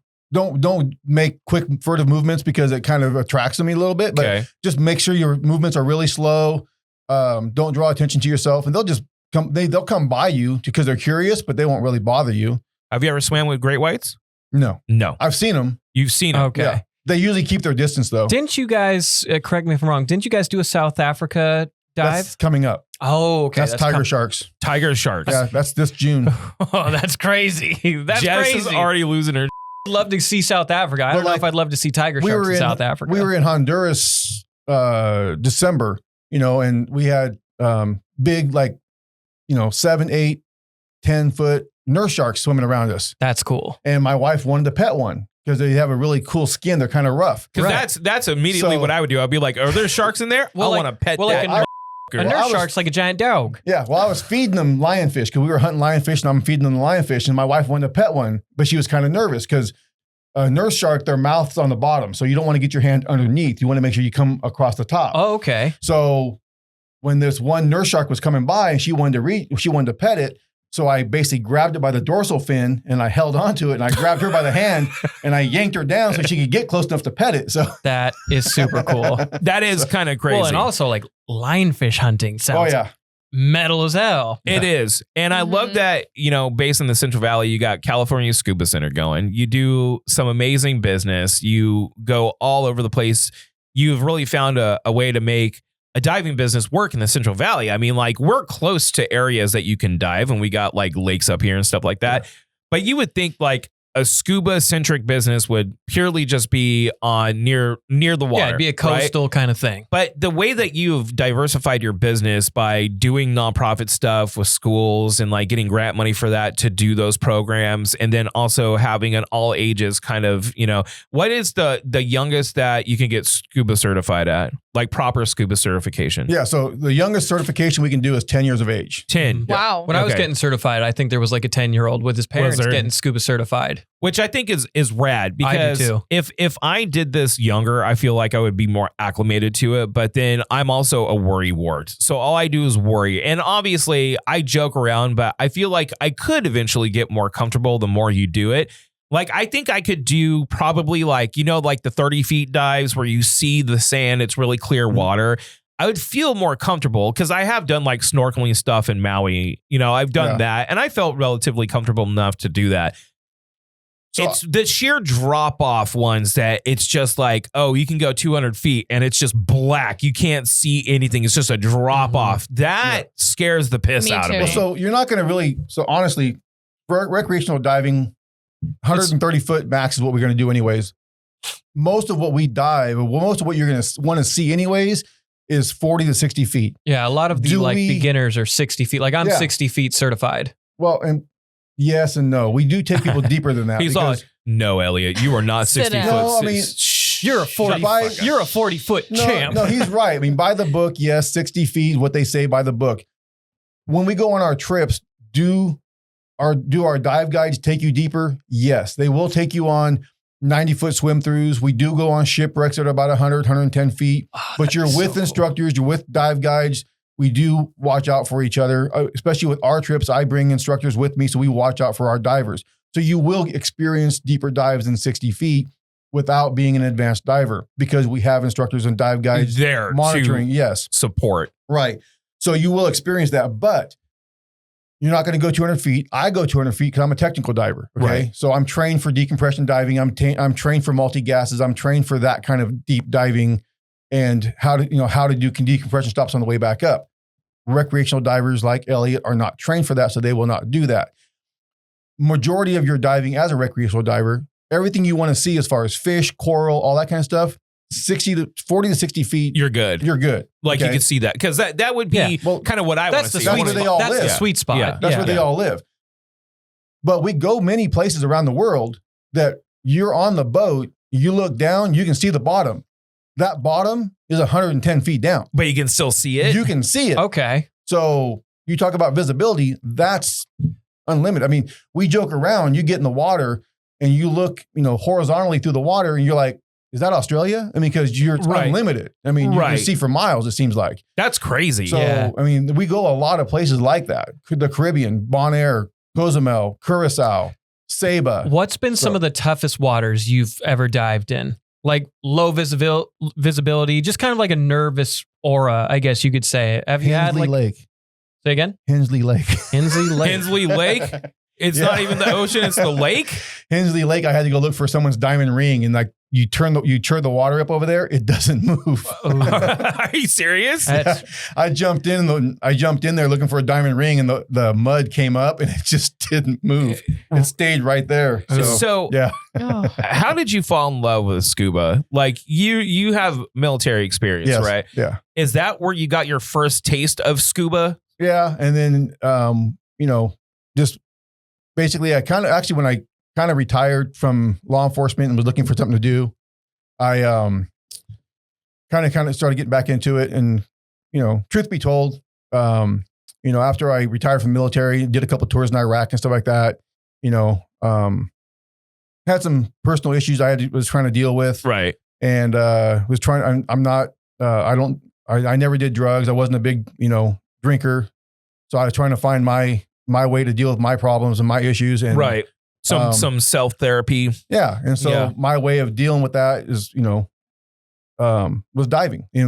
Two things really. I dive and I fly. I'm also a licensed pilot. So those two are of my biggest fears. So I can fly planes. So jump out of the plane. Scuba Mike's my guy, man. So those are my two things. I mean, I like the solitude. So if I'm flying, I go in the air, I put on some music, I fly around, and that's my way of peace and quiet. Same thing diving. Can I ask a question? How often do you listen to Freebird when you're up there? No, I listen to more hardcore stuff. Yeah. I'm more of a Slipknot, Five Finger Death Punch. There you go. He's just There flying you go. My guy. Freebird. So, I love that you kind of use this as a way to, can I ask something and we can all speculate about this because self-admittedly, I know it's gonna surprise everyone involved. I'm not a mental health expert, Elliot. Oh my God. I know. Fooled me. I know it's going to surprise everyone that hears that, but I'm not. I thought this was a Dr. Drew show. I know. However, am I in the wrong place? Yeah. However, Drew Barrymore. However, is it good enough to find something that soothes your, like, say if you have like a PTSD or something like that, and you find something that you can dive on into, that helps soothe that and helps you work through it? Isn't that good enough? And I know like a lot of mental health professionals probably say, no, you need to talk and work through it. Maybe you do. I don't know. Or talk to other people. But like, what if you do find that one thing that gives you that soothing nature to maybe that escape. Well, like that's good enough. And Because that's I what mean, it you've is. dedicated your life to the, I mean, this is your whole life. Well, I've been doing this for 30 years, you know, and it's exactly what it is. I mean, a few years ago, I think 5 years ago, I think it was now, the VA actually came out with a study and they actually identified and they kind of like prescribe it now in a way. They actually found that scuba diving is a form of therapy for PTSD and TBI and things like that. The stillness, the quiet, is this? The peacefulness of it, yeah. Yeah. I wonder And, if Kaiser covers that. That'd be awesome. Right? Yeah. That'd be so cool if they could pay for it. The VA will pay for it. But if you don't mind, I'm going to throw a little shout out. But Yeah. I have a friend of mine who's also a diver. She's also a psychologist, and she actually has started working with the VA, and she opened offices all over the valley right now. And she actually renamed her business to like coincide with this. And it's actually called Mind Divers. And she does this form of therapy. And she's been trying to get the VA and getting some grant money. And I hope I'm not speaking out of turn, but I believe that her plan down the road is to basically associate the therapy with the diving and have divers or these potential clients come to us for the diving therapy and so on and so forth. So I think that's amazing. That's incredible. great. That's healthy. That's a healthy thing. I really feel there's like that joke, like go touch grass, but yeah. when you are out in nature, there is like a soothing peacefulness to it, whether it is diving or seeing the ocean or up in the mountains, just getting away from the world, your personal world. Let's be honest.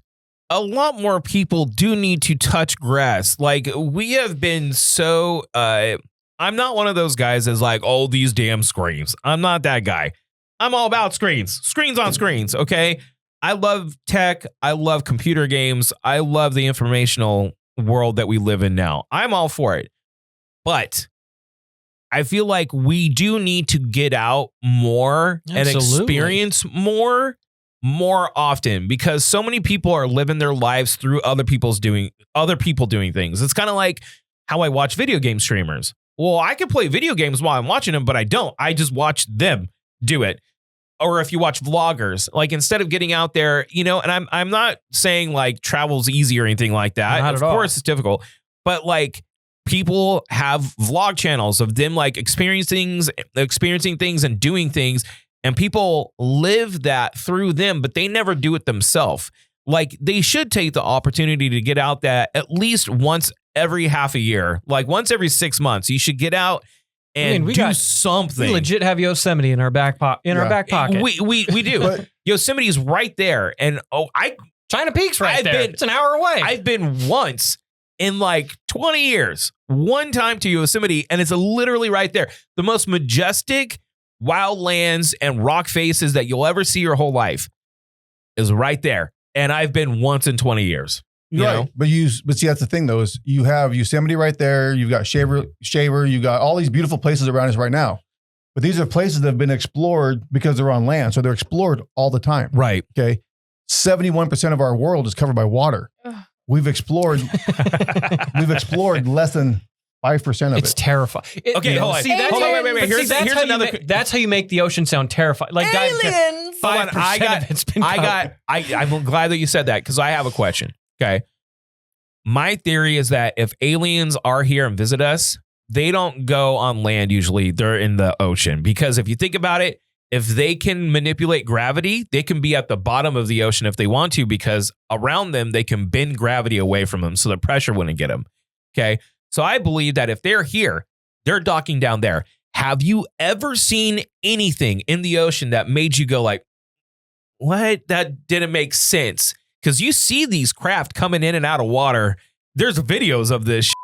So like, all the videos I've seen, they're in trailer parks in New Mexico and Arizona. I know. Why is it always the tweakers that they're maybe they're studying meth? Maybe meth is a cure-all. We don't know. You ever been to Roswell? Yeah. Maybe that's their oxygen. Have a you bunch ever of methies flying around. Have you ever seen anything so weird underwater that made you kind of like a what? Or maybe that like didn't make sense. Maybe like nothing, a creature that was like, whoa. Well, no, the only thing that I've ever experienced underwater, and it didn't really make me think anything crazy, is just you experience cool stuff like just Mother Nature. I mean, we've experienced like, we get these little fissures sometimes, and we're in these areas like where the waters might be like, 80 degrees. All of a sudden you'll come across this little area and you'll see like a stream of hot water coming out, because if the area you're in might be a volcanic area. So you'll get like this hotter area that might be like, 86 or 87 degrees. And so you get this just a crazy. You see a stream of hot water coming out. That's crazy. And that is weird. You'll go over and you'll feel it and you're like, that's kind of cool, Yeah. Things like that, but nothing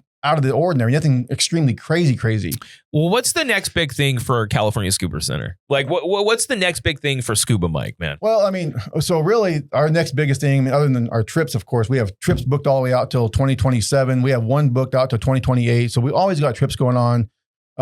That's our normal, but really our biggest thing that we're pushing for right now, again, is our nonprofit. We just fired it up. It's based off our summer camp program. It's actually called Dive into Space Youth Camps. That's the one I'm really excited about. We're trying to get going off the ground. It is a 501c3 nonprofit, and the whole idea behind that is, our camps that we do here. It's a grant funded camp. Fresno Unified has the grant money. They pay us to put the camps on, and that's it. It's a one and done here that we do locally. So we're taking the same concept and we're trying to take this thing national, which is rad. So, and what we're trying to do on a national basis is we are bringing on a grant writer, and the idea behind it is we will reach out, or the schools can reach out to us, And we will have a grant writer that will assist them, or we will reach out to them and say, hey, we'll write the grant money for you. We'll find the grant money for you. All you have to do is say, yes, you want the camp. Yeah. We will find the dive shop to put the camp on for you. So all you have to do is say, yes, we want the camp. So we do all the logistics. We find all the money. We do everything. All you have to do is say, yes. We mirror the dive shop up to the school. We find the money for the school. We contract everybody together. We do all the contracts. We do everything. And then the camp gets put on. The school doesn't pay for it. The grants pay for it. The dive shop doesn't pay for anything. They get paid. They pay, we get paid on the back end through the dive agency, because the dive shop has to go through a certain training agency. So we get paid through that, but they don't pay anything out of pocket. So nobody pays anything out of pocket and everybody gets paid. And a child experiencing that at a very young age that maybe wouldn't have those resources or access to that could change their life. It opens up, but that's the thing. I think that's amazing. To everybody. It opens up to everybody. Opens up to everybody across the country. Opens up across the nation. I mean, our camp started at age 8, not 10. We're not certifying, but we're exposing them to a world of diving. Not just diving. Our camps, Fresno doesn't allow us to do this because they have other camps going on. We can tailor our camps to any way the school wants to do it. Our original camps we used to have were STEM related. So we did robotics, we did drones, we did all kinds of other stuff. We can tailor the camps back to the way that any school wants it to have. And so we can expose these, kids at 8 years and up to any of these STEM programs with the foundation of diving being tied into this, because the entire camp is based off of NASA's Neutral Buoyancy Lab out of Houston, which is all weightlessness. Yeah, weightlessness, but all tied into doing STEM. Like the robotics and stuff was all, they had to build a robot, an underwater robot, and pick stuff up and do stuff with it, all tied into the diving aspect of it. So it all ties in together, and we're just trying to take that and take it nationally now. So, well, I think that's amazing. Absolutely. You're one of the best of us. Round of applause for Scuba Mike. Thank you so very much for coming and hanging out with us. There we go. We super appreciate it. You need to check out California Scuba Center. Absolutely. If you're watching this on YouTube, I'm going to have a link to the website, and support this guy because he's trying to make some big national, really cool things happen for young children and get them into maybe experience something that they would not normally get to experience. And that's just incredible work. You've been crushing ass out here for so long, dude. And whoa, we're trying. Well, I know you're doing pretty great, mate. Yeah. Crushing all that ass. Crushing all that ass. Cue sus clapping. Yeah, I don't want to do that. Thank you so very much. California Scuba Center. Go and check them out. We'll be right back.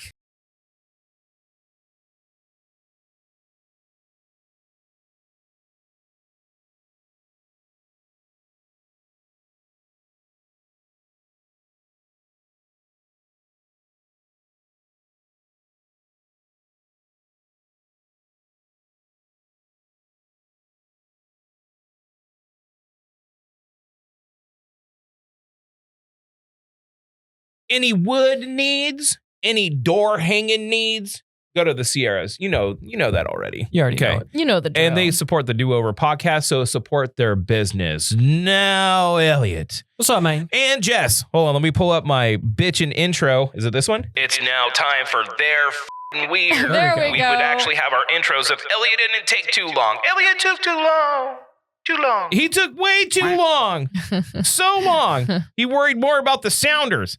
He's worried more about the sounders. Well, I mean, they're fun. So. They're fun. Yeah. They are fun. Now, this is a good one because I feel like a lot of these things are wrapped around like bullshit and just like fake news stories that people run with. And we do that here. We do that. But high school teacher allegedly identifies as cat, growls at students. An Australian high school teacher has come under fire from concerned parents for allegedly identifying as a cat and acting weird in front of students. Question. Yes. Is it like cat girl or is it like full on cat? He's wearing ears. Okay. Hold on. I wouldn't put that at like furry level. Hold on. Australian media has been reporting on the bizarre case of a teacher at Marsden State High School in Logan City, Queensland, who reportedly asked students to refer to her as Miss Purr, allegedly hissing at students and licking the back of her hand. Photos of the unnamed teacher show her wearing a cat ear headband and lanyard that reads "purr" in class, which further fueled parents' concerns that she was behaving inappropriately in class. One parent claimed that the teacher made her daughter purr for a lollipop, while another said that the teacher growled at students if they weren't paying attention in class. Okay, I'm just going to address this right now. If this is real, and I'm going to qualify that by saying if, because remember the big story about how, and I don't love this, but is it the cat litter thing in the classroom? Yes. Mm-hmm. Yeah. So the cat litter thing was going around, and Joe Rogan and all these douchebags on the internet were like, yeah, that's for kids that identify as cats so they can use kitty litter. My friend's wife teaches blah, blah, blah. They have litter in the classroom in case of lockdowns for school shootings so people can use the restroom. So shut the up. It was a bullshit story. It's not a real thing. It's to get people riled up about dumb bullshit. With that being said, there's photo evidence of this. So I'm thinking to myself, okay, this is probably what happened. This teacher was playing a character, had the ears on, was doing their thing. Someone took a picture of it out of context, put it up on the internet, and now everyone's going crazy. If this is real, you need to fire that person. Yes. Because not only is it distracting, it's lunacy. You can't. Everyone's going to have their own thing. And if people are doing weird, they're going to find their own weird later on in life. That's fine. But exposing children to, like, obviously someone that has a couple of screws loose in the brain, acting like a cat, being a furry in front of everyone, and like, dude, do you? But you are with impressionable young students, okay? You need to focus on the task at hand. What's the task? Teaching kids how to read, teaching them history, teaching them math. That's your job. Well, and making a student purr for a lollipop sounds oddly sexual to me. That's what I'm saying. For a lollipop? Yeah. And that's what I'm saying. If this is real, okay, this is we need to. I'm so conflicted because I am very much so the person that's like, stay out of people's business. Mm-hmm. However they want to live is fine by me because it doesn't affect me. Mm-hmm. All right. True. I don't give a fuck if you're trans. I don't give a fuck if you're gay.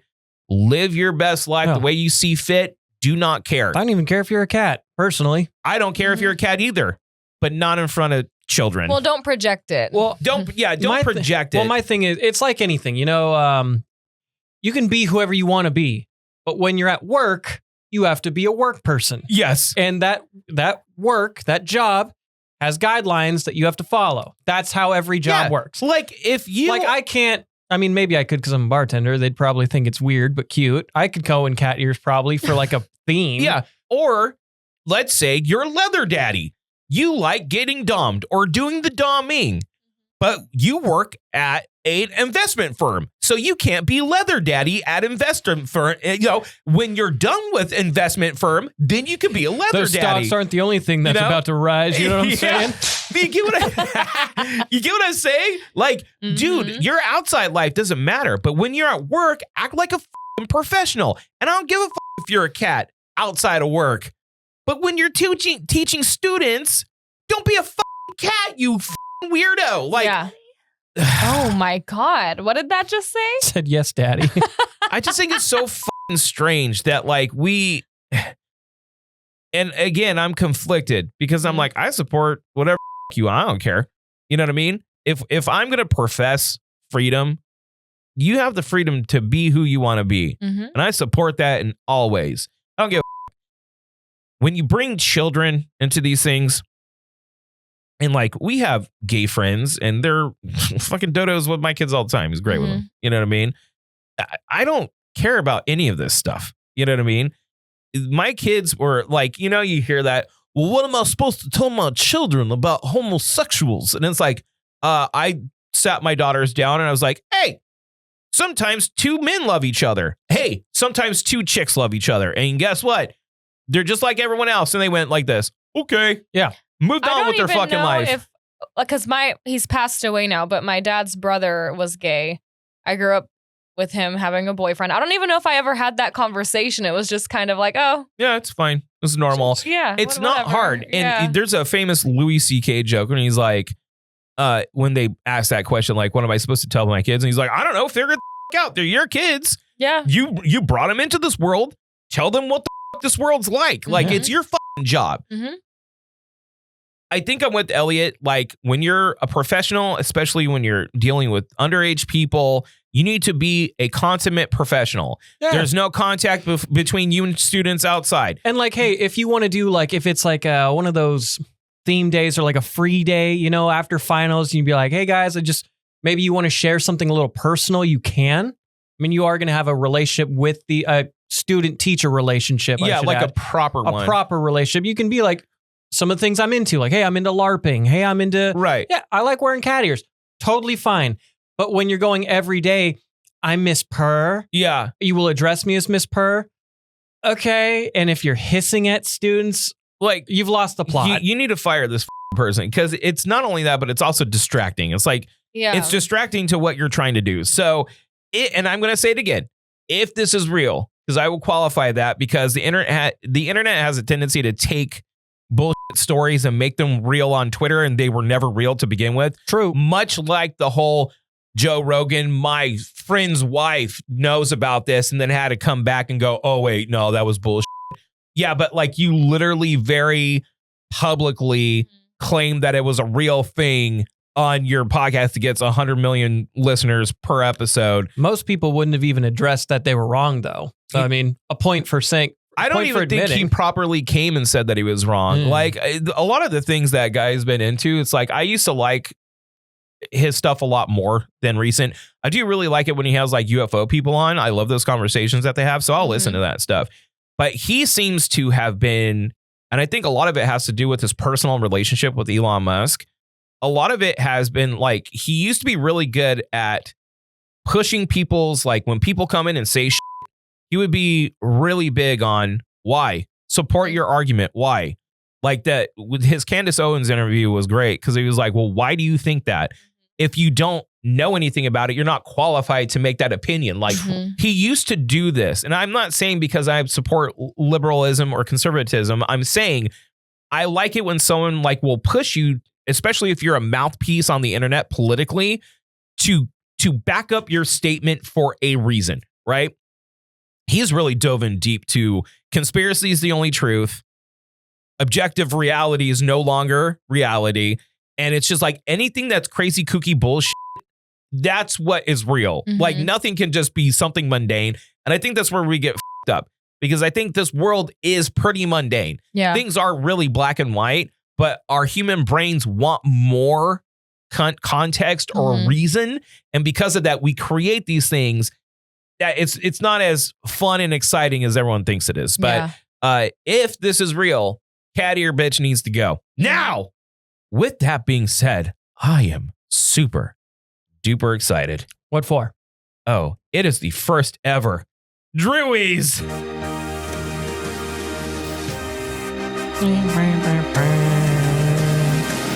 I don't know if you know, but award ceremony is upon us, baby. It's about a week out. No, like a week and a half. When our this diet airs, starts. Well, yeah. When this airs, it'll be Oscars week. I thought it would be fun. I polled the people, and you didn't even know about this. I did this behind your guys' back. You polled the people? I polled the people. You pulled them. No, I didn't. I didn't pull them. He's pulling them. I did not beat them off. Was he like simultaneously like? Yeah, I was like this. Yeah. Okay. Just pulling them. Pulling them left and right. Also, can I? Right have you closer. guys heard my stomach growling this whole time? No. Okay, thank Are God. you hungry? I can like hear it in my ears. So I polled the people. I blocked you guys from our posts. I did some. You blocked me from the post on your story. On my story, and I polled the people. Can you put your knife away when you do that? I have this for a reason. Can you let me do the setup? So I polled the people, okay? And I got the answers. And since the Academy Awards is coming up this weekend, when this airs, be coming up this weekend. And of course, there's the big controversy about Dune getting snubbed in this Amelia Perez show. 13. Yeah. As much as Forrest Gump. Yeah, this is nuts. Crazy. It's crazy. A lot of people are like, what the fuck are we doing here, people? But with that controversy, it was like, let's bring a show to the people, right? Let's do a real award ceremony. Okay, what are the categories? I'll read them off one at a time. Okay. Okay, so number 1, I have 5 categories here. Okay. And this is pulled between me, you, and Orc. Okay? Where's the Conan? 4 of us. He's supposed to be hosting this. First category, the hardest working broadcaster in this studio. I have a feeling they're all going to be Drew. No, I polled the people, man.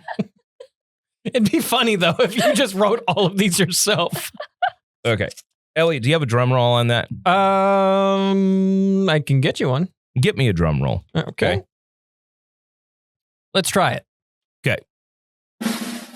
And the winner is Drew. Hey.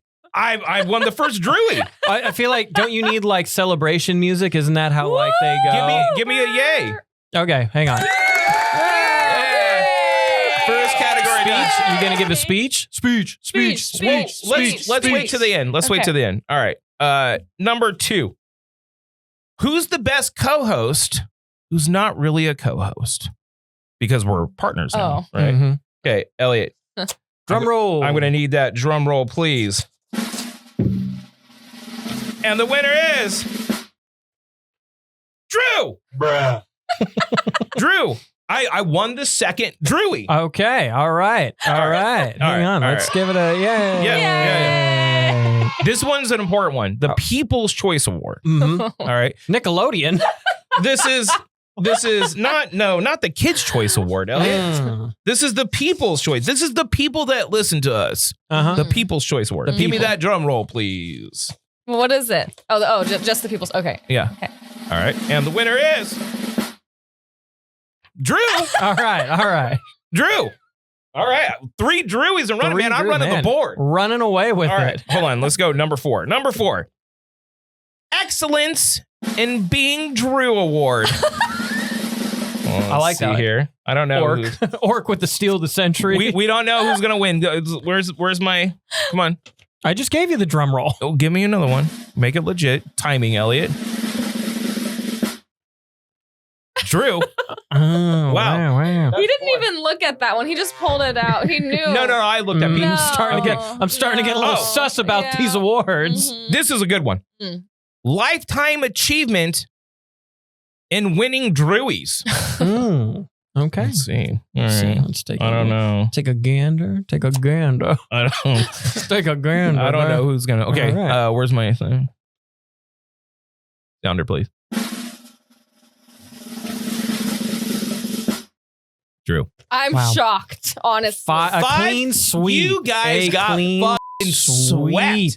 Man, Sweat. I really thought Amelia Perez was going to steal at least one of those. Dude, Yeah. I just fucking whipped your guys' asses in the first every Drewies. I want to thank all of the people that I polled on Instagram Yeah. and that I blocked Elliot and Jess specifically so they did not see those polls. But I want to say you all came out I don't think you to needed support me. I want to It thank was a clean God. sweep. Yeah. I want to thank God up above and my parents for, conceiving me because I am so good. I just won 5 Drewies tonight. It's like insane. I didn't think that was even possible, but the fact that I just pulled this off makes me feel so good in my soul. Oh, Sarah, I love you, baby. We're gonna have a crazy night tonight. Ew. Yeah, lots of sex. Yeah, lots of sex tonight. And I want to thank my children because you are my sex trophies. I made trophies with your mothers. Period. You are the sex trophy. You tell him, Nikki. Yeah. So for that, we love you and thank you. Sorry, maybe next time, guys. I was going to say, I knew you didn't block us from your Instagram story because you wouldn't know how. That's a good point. What did you say yesterday? And I was like, what is that? I don't know. I don't think you can say Yesterday? it. Yeah, I'm like, I'm old. What is that? Oh. Yeah, I don't think you can say it. But anyways, so there we go. The first. Oh, I was like, what's that? I'm old. Anyways, the first ever Drewies. Sorry, guys. Congratulations. Great. Congratulations. Thank you. You literally, Congratulations. wow. I know. What I feel. a day for you. I know. It's. it just makes me feel really good. Yeah. You know what I mean? Yeah. It really does. I mean, you earned it. You earned it. You Yeah. really did. Yeah. March to Madness is coming up. Or I'm sorry. March to Maui. March to Maui. You got March Madness on the brain. Don't we all, brother? March Arkansas Madness. going to take it this year. Go Hawks. Okay, so we got March Madness. We got the March to Maui. And we have our terms. So Elliot wants me to go and do the flexing if I Both. don't do both of us. Do a bodybuilding show. Jess, it would be funny. It would be funny. Could you imagine It Jess would be going up there? It would be hella funny if we did it. What if Jess just got like super roided up for it? I know, and right? just got super yoked. She That just would walks be- in, her neck's like this big. She's Yeah. like, what's You up? just start I'm here. noticing it week by week. Her traps just getting bigger and bigger. Sup? There's What an, if I did that? there is an Period. agent. So, period. Period, brother. Isn't that crazy? Brother. Period, brother. I did a deal at the end of last year with an agent that does that. And she's like itty bitty. Like she's small. Mm-hmm. But dude, she's f***ing yoked. Yep. Right? And that's good. It's crazy like to see how little body fat those It's incredible. It's kind of nuts, like We to used- see how we used to have a fit guy. they get. We used to have a guy who used to hit me up, and he would participate in like the Tower Classic that they used Yeah. to do. And guy is yoked, just a unit of a human being. That is so much dedication Yeah. to exercise. I don't that have that in me. I don't have it in me. I don't I wish I did, man. I really wish I I do did. too. Like, I don't have that natural like love of working out. Like, people are like, "This is my passion. I love to work out." I'm like, "What the hell?" My problem is like I still do love like lifting. I love Right. lifting, but I don't know. Like I'll just be laying there. I'll just be like, do I want to get in the car though? Yeah. Getting there is the worst. Yeah. Getting there is Once the you're in worst. the- once you're in the that's car- the thing. Yeah. That me Once up you're with in the the gym. once you're in the car, you have to go. Yeah. Well, yeah. But I mean, like Mhm. it's me getting to my car. I It's the have battle. sat It's in the the battle. parking lot and then left. Oh, I haven't done Oh. that. Can't do Trust that. me, it's funny because I'm an adult that has free will. Like I could Mhm. walk in there and be like, yeah, nah, Yeah. and just like go. But you can't do that. No. No. It's Can't do that. embarrassing. It's embarrassing. What are the meals that you're looking forward to eating before we start the march to Maui? Okay. Because we are starting a pretty ridiculous diet. No, it's gonna suck. Let's see. And now that we're on camera, people will know if we're doing it or not. Like people will know if we're doing I it or hate not. this. We used to be able to hide behind the I know. anonymous nature of radio. I know. Can't do it anymore. Fried chicken for sure. Yeah. Like Fried from chicken. KFC? No. Popeyes. Popeyes. Oh. Yeah. Popeyes. I still haven't tried Popeyes. Oh my God. Crazy. It's Even nuts. Wingstop banger. Let's see. Teppanyaki. I got to get a teppanyaki in. Sushi's one of those weird things where it's like it's clean, but you can make it not I clean. went and ate sushi, and it was the most disappointing experience that Did I've you go had to on- my spot? No. Well, there you go. That's It your was problem. a disappointing experience. I was like, man, I was kind of looking forward to this because I haven't sat and had sushi in a long time. You know, you should It go to was that. disappointing. You should go to that all-you-can-eat spot in River Park now. It's good. It's Is good. it? Mhm. It's good. All you can eat sushi kind of scares me. It scares me too, but Nah, but it's good. I liked it. It's good. It's good. Okay, so what about you? What meals are you looking forward to? Ooh, pizza, by the way. Pizza. Okay. Gotta do pizza. Here's maybe the some problem. slices. And the Szechuan wontons. Anyway, about what I was saying. I've Moving on. Yeah, no, yeah. Can I just say that a couple people have told me that you guys don't let me talk. That's bullshit. Okay, hold on. Let me give you an example of what's going on here. Okay, so I have a section in notes. I've got a couple of notes. I've got like 3 different note pages, one sharing and then 2 in like Google. Right. So on the notes page, I say, hey, everyone fill in their breaks. Like what do you want to talk about? Yeah. Because there's a whole, I plan the whole thing. There's like a whole open break section. Okay. So let me explain. Here's all of mine, all of Elliot's, Jess, new salon. Crickets. And then I put what? Yay! Yay! That's it. That's all. Okay. That's all it is. Okay. Because so I'm really good at winging it. I don't need to go by a script. oh, I'm not. It's not a script. It's just like, what do you want to talk about? I just want to talk. You just Have you want ever thought about that? You're real chatty Cathy. I just want to talk. And I pulled out a micropeen story for you. I mean, okay? I did appreciate the micropeen story. See, that's good. Yeah. I like the micro. And then we were talking about trying to search on what's the real mechanics behind enlarging Yes. dicks. Yes. That was more like scientific, I would say. I typically frown upon the potty talk early. That was scientific. I have a question. I might have an I was answer. thinking about this. Okay. So we eat animals, right? We eat chickens, pigs, beef, Yeah. right? Okay. If they were smarter, let's say just a little bit smarter. Well, pigs are already pretty smart. Pigs are actually one of the most intelligent animals in the world. But let's say they were just intelligent enough to say hi and bye. Oh, I couldn't. Nope. If like a cow would be like, hi, Drew. Nope. And that's it. Nope. Just intelligent enough. Just to say hello and goodbye. Just to say hello and goodbye. Like Doesn't- they can't do math. They just. No. I think it would depend on how they say hi to me. They say it like this. Hi, Elliot. Ah, that'd be tough. Bye, Elliot. But if there was one that was just like, sup, I'd be like, he's got to go. No, if he's like able, if there's one like if it was like, hey, I'd be like, you gave me toot right there. If there's like enough recognition to know Yeah. my name, like I You don't think I can't can do eat it. it. Like I No. couldn't Like, they kill can say a your- parent they and can- eat it that can talk to Like you. they can say your name, right? That would be tough. Yeah. Because now you're on first name. And would they understand if I said hello back? Like, look, we eat birds all the time.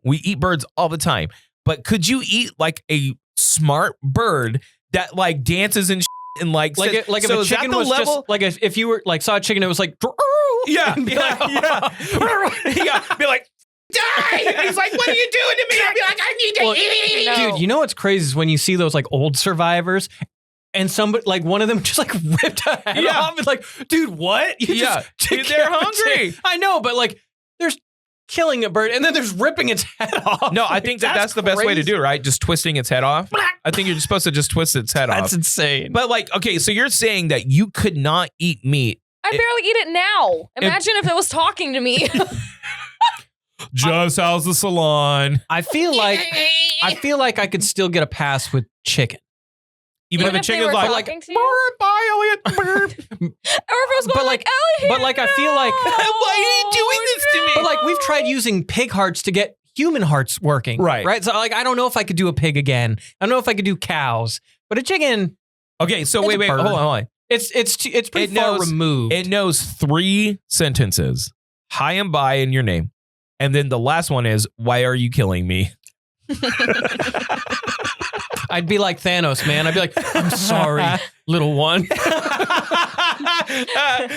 Or maybe, do you think humans would naturally find a different animal, like a dumber animal? If I'm going to tell you right now, I have even as Like, would we delicious, even as delicious as they are, if a cow like would be like, hi, Drew, bye, Drew. At what age? I would never eat it. At what I would be age? like, no, I'm good. Because like veal's a baby cow. I don't eat veal, but like, it's not, to be clear, it's not anything that I'm like morally against, even though you are killing like a young animal to eat it. I eat animals, so I accept that death and cycle. Mm-hmm. I accept that. So I don't want anyone confused that that's what I'm getting hung up on. I just don't eat it because I don't like the super soft texture of the meat. Right. It kind of, right? Okay. I don't know if I've even tried that. Veal is, a lot of people it's love like it. fancy. It's like really soft meat. But I heard a lot of the practices that they use with veal in particular, so it's not tough, is really inhumane. But again, that's not why I'm saying I just don't like it that much. What do you think we would like? Because humans would naturally probably step away from those 3 animals, right? Like a pig, a chicken, and a cow if they were speaking. If they were speaking, I think that we would stop eating them. You think we would just move like primarily to like lamb, goat, It's maybe like- even horse meat? Maybe. No. Maybe. Well, because like, look, Nope. like gorillas and monkeys are super intelligent. Yes. Right? And they use sign. And maybe their meat sucks and that's why we don't eat them. But like they can communicate and they're very smart. So we don't eat them. Right? But we'll eat pretty much any dumb motherfucking animal that is just like, right? I can't believe Where would you? people eat Okay, hang goat. on. Like let's. Hey, you need a. Hi. Where would you? There you go. Would you? And like I'm not trying to make this goober. I'm not gonna make this like a COVID thing. But Okay. like, would you eat a bat? Would you eat bat? They don't seem appetizing to me. Would you eat snake? Yeah. I'd eat snake. Even though I heard snake is like, it tastes like chicken, but it still has that. I know you wouldn't. Fishy. I know you wouldn't, but would you eat that gator? No. But No. we have a surplus of gator. We have a surplus of boas. The idea could of live. the idea of like a fishy chicken Tuna. sounds disgusting to Chicken me. of the sea, Like, baby. I don't understand people eating frog legs and shit. I'm like, barf. I'd try it. Barf. I would try it. I wouldn't try it. I It's feel so like you. fucking gross. I used to be the really picky eater, but I feel like you owe it to yourself to try it. Like escargot, frog legs, You couldn't gator. pay me. Like You I could would not like pay if you me. went to Australia, would you try kangaroo?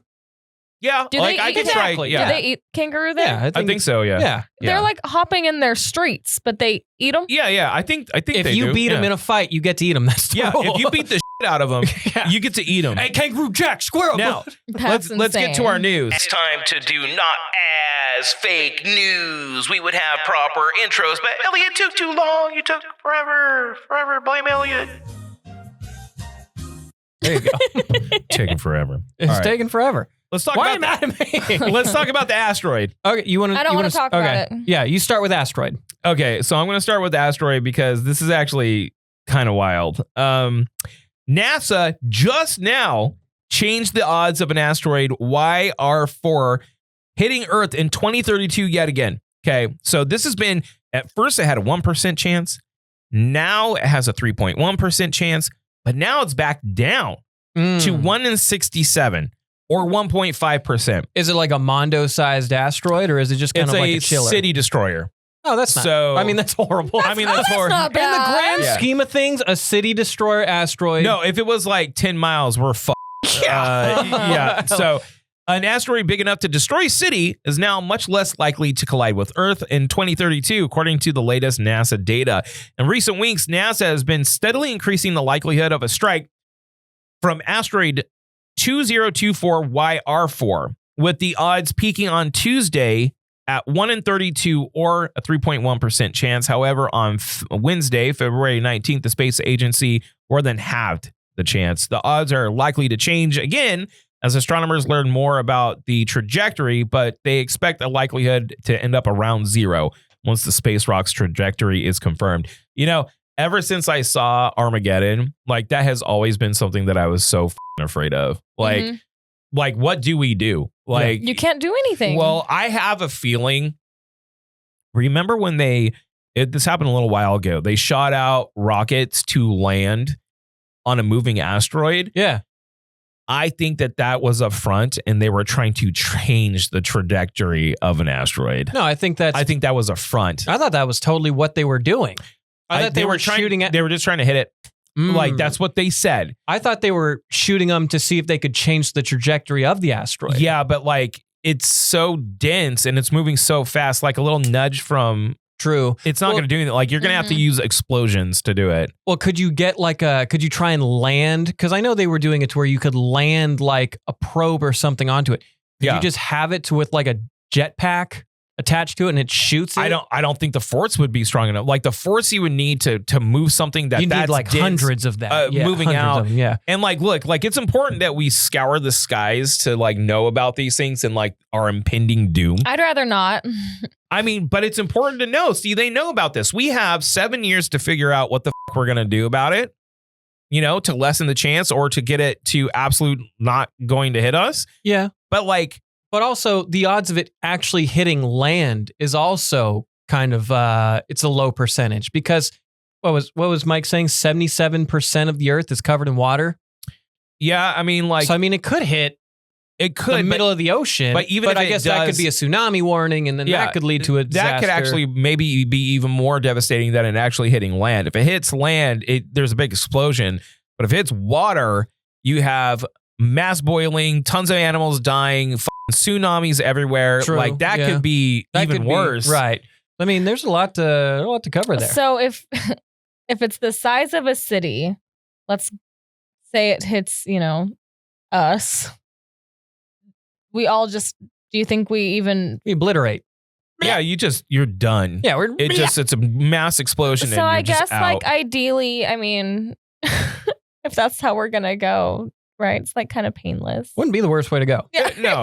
Well, Yeah. and then you get to say like it took an asteroid to kill me. So now you're like, Right. damn, that's pretty tough. Yeah. You're like at the gates of heaven. You're like, took YR4 to take me out. Like a stegosaurus in a suit's looking at you like, that's respect, my boy. yeah. He's also in the back. Real recognizes real. Yeah, like toast you. It's like, I heard it took an asteroid to take you out. I know something about that. I don't know why he sounds like the penguin, but he does. He does. Now, here's our next story. This is actually interesting. Okay. The other one wasn't. This one, though. If you read, this one's interesting. If you read the headline, you would think, oh, I see where this is going. But then how it plays out, it's not quite what you think. So a white Georgia woman is suing a fertility clinic over heartbreaking IVF screw up in which she gave birth to another couple's black baby. Then was forced to give him up at 5 months old, according to a new lawsuit. This is just... And I quote, I have never felt so violated, and the situation has left me emotionally and physically broken. Would-be mother Christina Murray of 38 said at a press conference on Tuesday. So apparently the story goes is that she was struggling having a baby. Right. She went to this IVF clinic. She finally, after like trying forever, she got something to implant, and she gave birth to a baby that was clearly someone else's sperm and egg. Okay. Got it. It was not her own. So it brings up multitude of questions. One, is she now forced after carrying this child to give him up? And she did. She was being forced to by the courts to do it. Two, did someone else gestate her baby? That's a good point. Yeah, and then give birth to it? Yeah. So usually when I hear stories like this, I'm like, okay, it's a simple screw up. I know it's devastating. The mental anguish of having to go through that, because she was breastfeeding the baby the like bond it was her. you birthed this baby. You birthed the child. And like, I know it's not your, I get what, it wasn't like her egg and the sperm was the wrong donor, I would imagine. The embryo was not hers. It was a fertilized egg from a different couple that took on her. So it's like, it is a black child. Like you would think, like if they shared any genetic makeup, you would kind of be able to tell that she was the mother if it was like, you know, yeah. But it's clearly a black couple's baby, and they fucked up at the fertility clinic. And then those people sued to get that child put back. So my first question to you is, after carrying to term, do you think she should be forced to give up that baby even though it's not genetically hers? What a fucking hard question. Oh, that is devastating. One, everything's devastating about it, because one, it wasn't, I guess, the baby you anticipated, and two, after. But to be fair, when you read that headline, you'll be like, oh, you know, she's pissed because she had a black baby. No. She wanted that baby. Yeah. She would have kept it. Yeah. She wanted to keep that baby. I think it's just, I don't think there's a right answer to this, because I don't either. She bonded with this baby. No. I can say something that I think is the right answer. It's not her fault. It's not. It's not her fault. She gave birth to this child. It's the fertility clinic's fault. And yeah, they're getting sued. For sure. And they're going to pay. But it's not her fault. She gave birth to that baby to term. Transactionally, I feel like that child belongs to her. I lean that way. That's fucked up, because it is another struggling couple that is trying to have a baby, and it's their genetic material. I get that. However, the screw up's not her fault. I think the liability lands on the fertility clinic. 100%. And not her personally, and it's her child. Yeah. She gave birth to the child that she was given. She must have had to sign something, or they must have had to sign something. No, they just sued in court. There's no like any kind of language at all that dictates if it's not your child, you need to give it up. Nothing. Okay. Then it's her baby. Yeah. I believe it's her baby. Then if there's no paperwork saying like, or no contract of like, hey, in case of a slip up, that baby belongs to the family it was supposed to go to. But other than that, like if you birthed her, if you raised her essentially for 5 months, that bond is already there. here's the other question. Yeah. After going through the mental anguish of, wanting a child so bad, finally getting an embryo to take, finally giving birth, finally having a child, then having to give that child up, if the same thing happened to where they screwed up hers and someone gave birth to her baby, does she then go and take that baby from them? Because now she knows what it feels like to have the child taken from you. That's tough. What a fucked up situation. It's messed dude. up for that's sure. Tough. I don't know how. I mean, this place is going to get sued for millions of dollars by both parties involved. I mean, and rightfully so. That's such a major fuck up. wild. Like, that is such a major fuck up, dude. Speaking of, should we go into the next story? Yes. Delta Airlines. So earlier this week, there was a crash going on, operated by Endeavour Air.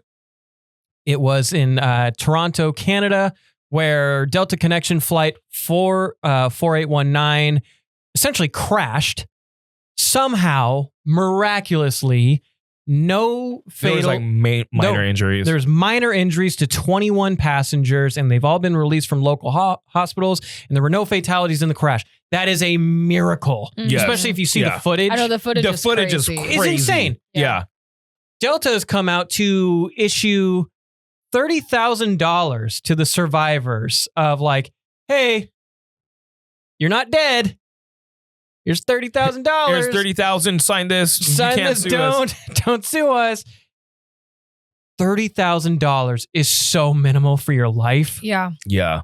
No, it really is. And as of February 21st, 2025, Delta Airlines had a net worth of $40.9 billion. Oh, yeah. They would be paying me That more. is like pennies Yep. on the dime. I would be so deep in court with them.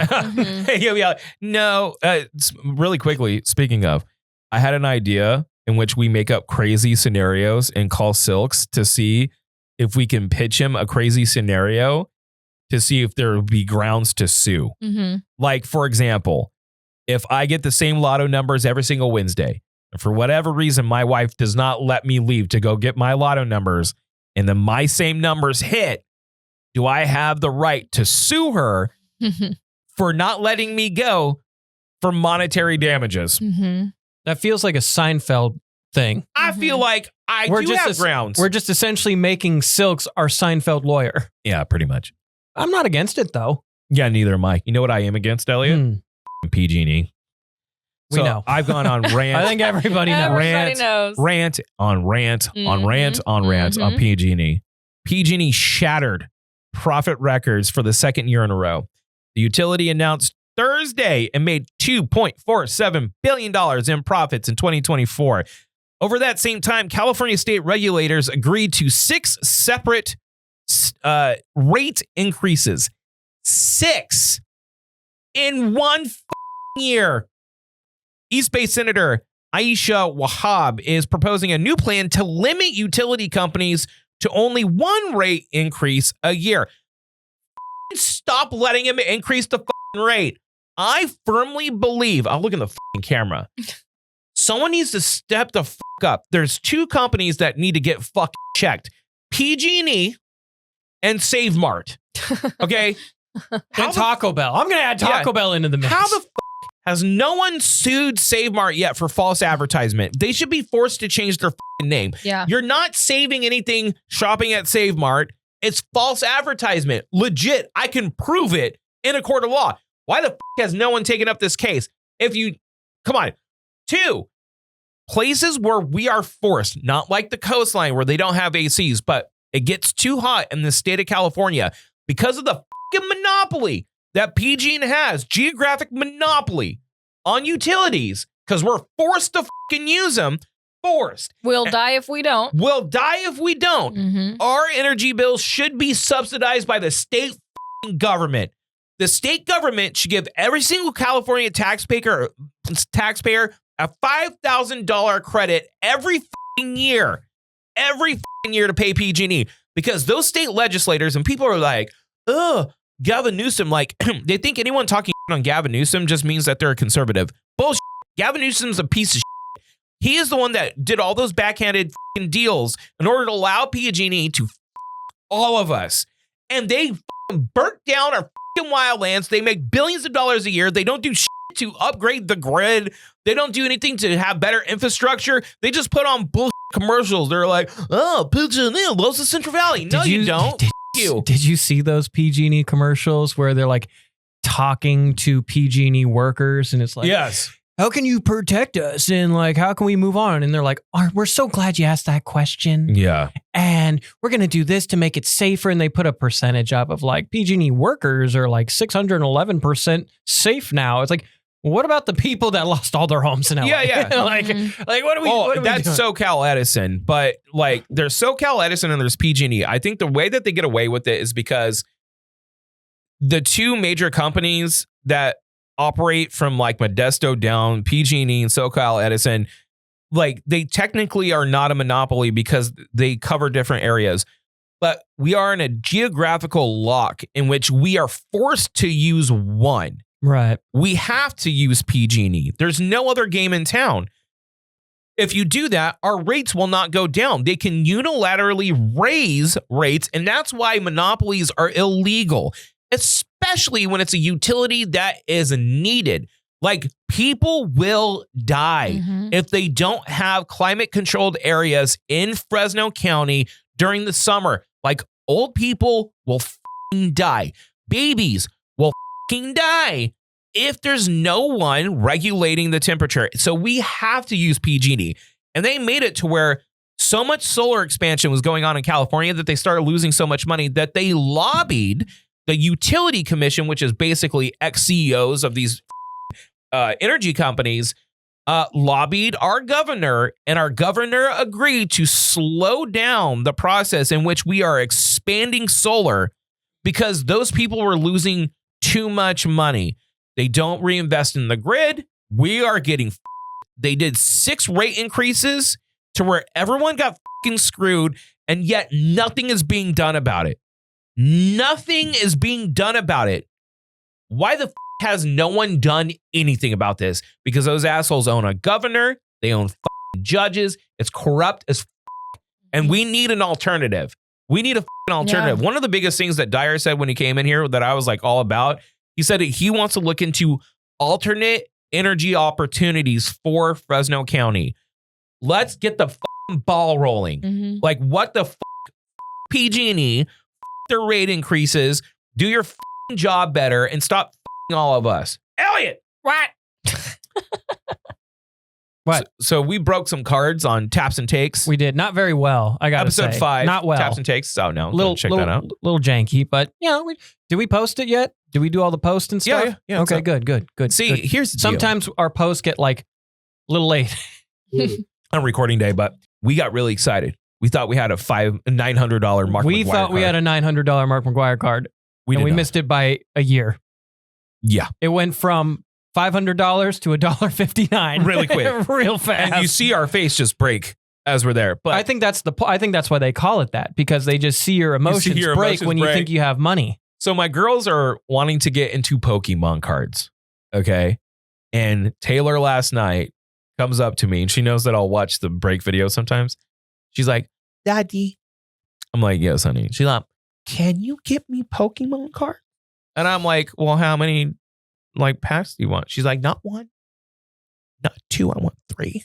I love not her. 3. And I was like, not 4, not 5, not 6. Yeah. Now here's the thing: if I get 3 for her, I gotta get 3 for Dylan. Or else it's gonna be a fight. And if you get 3 for Dylan, you got to get 3 for yourself in case maybe you win. So yeah, I get it. Now you're at 9, and it's So I went to Dragon Sword. Shout out Dragon Sword.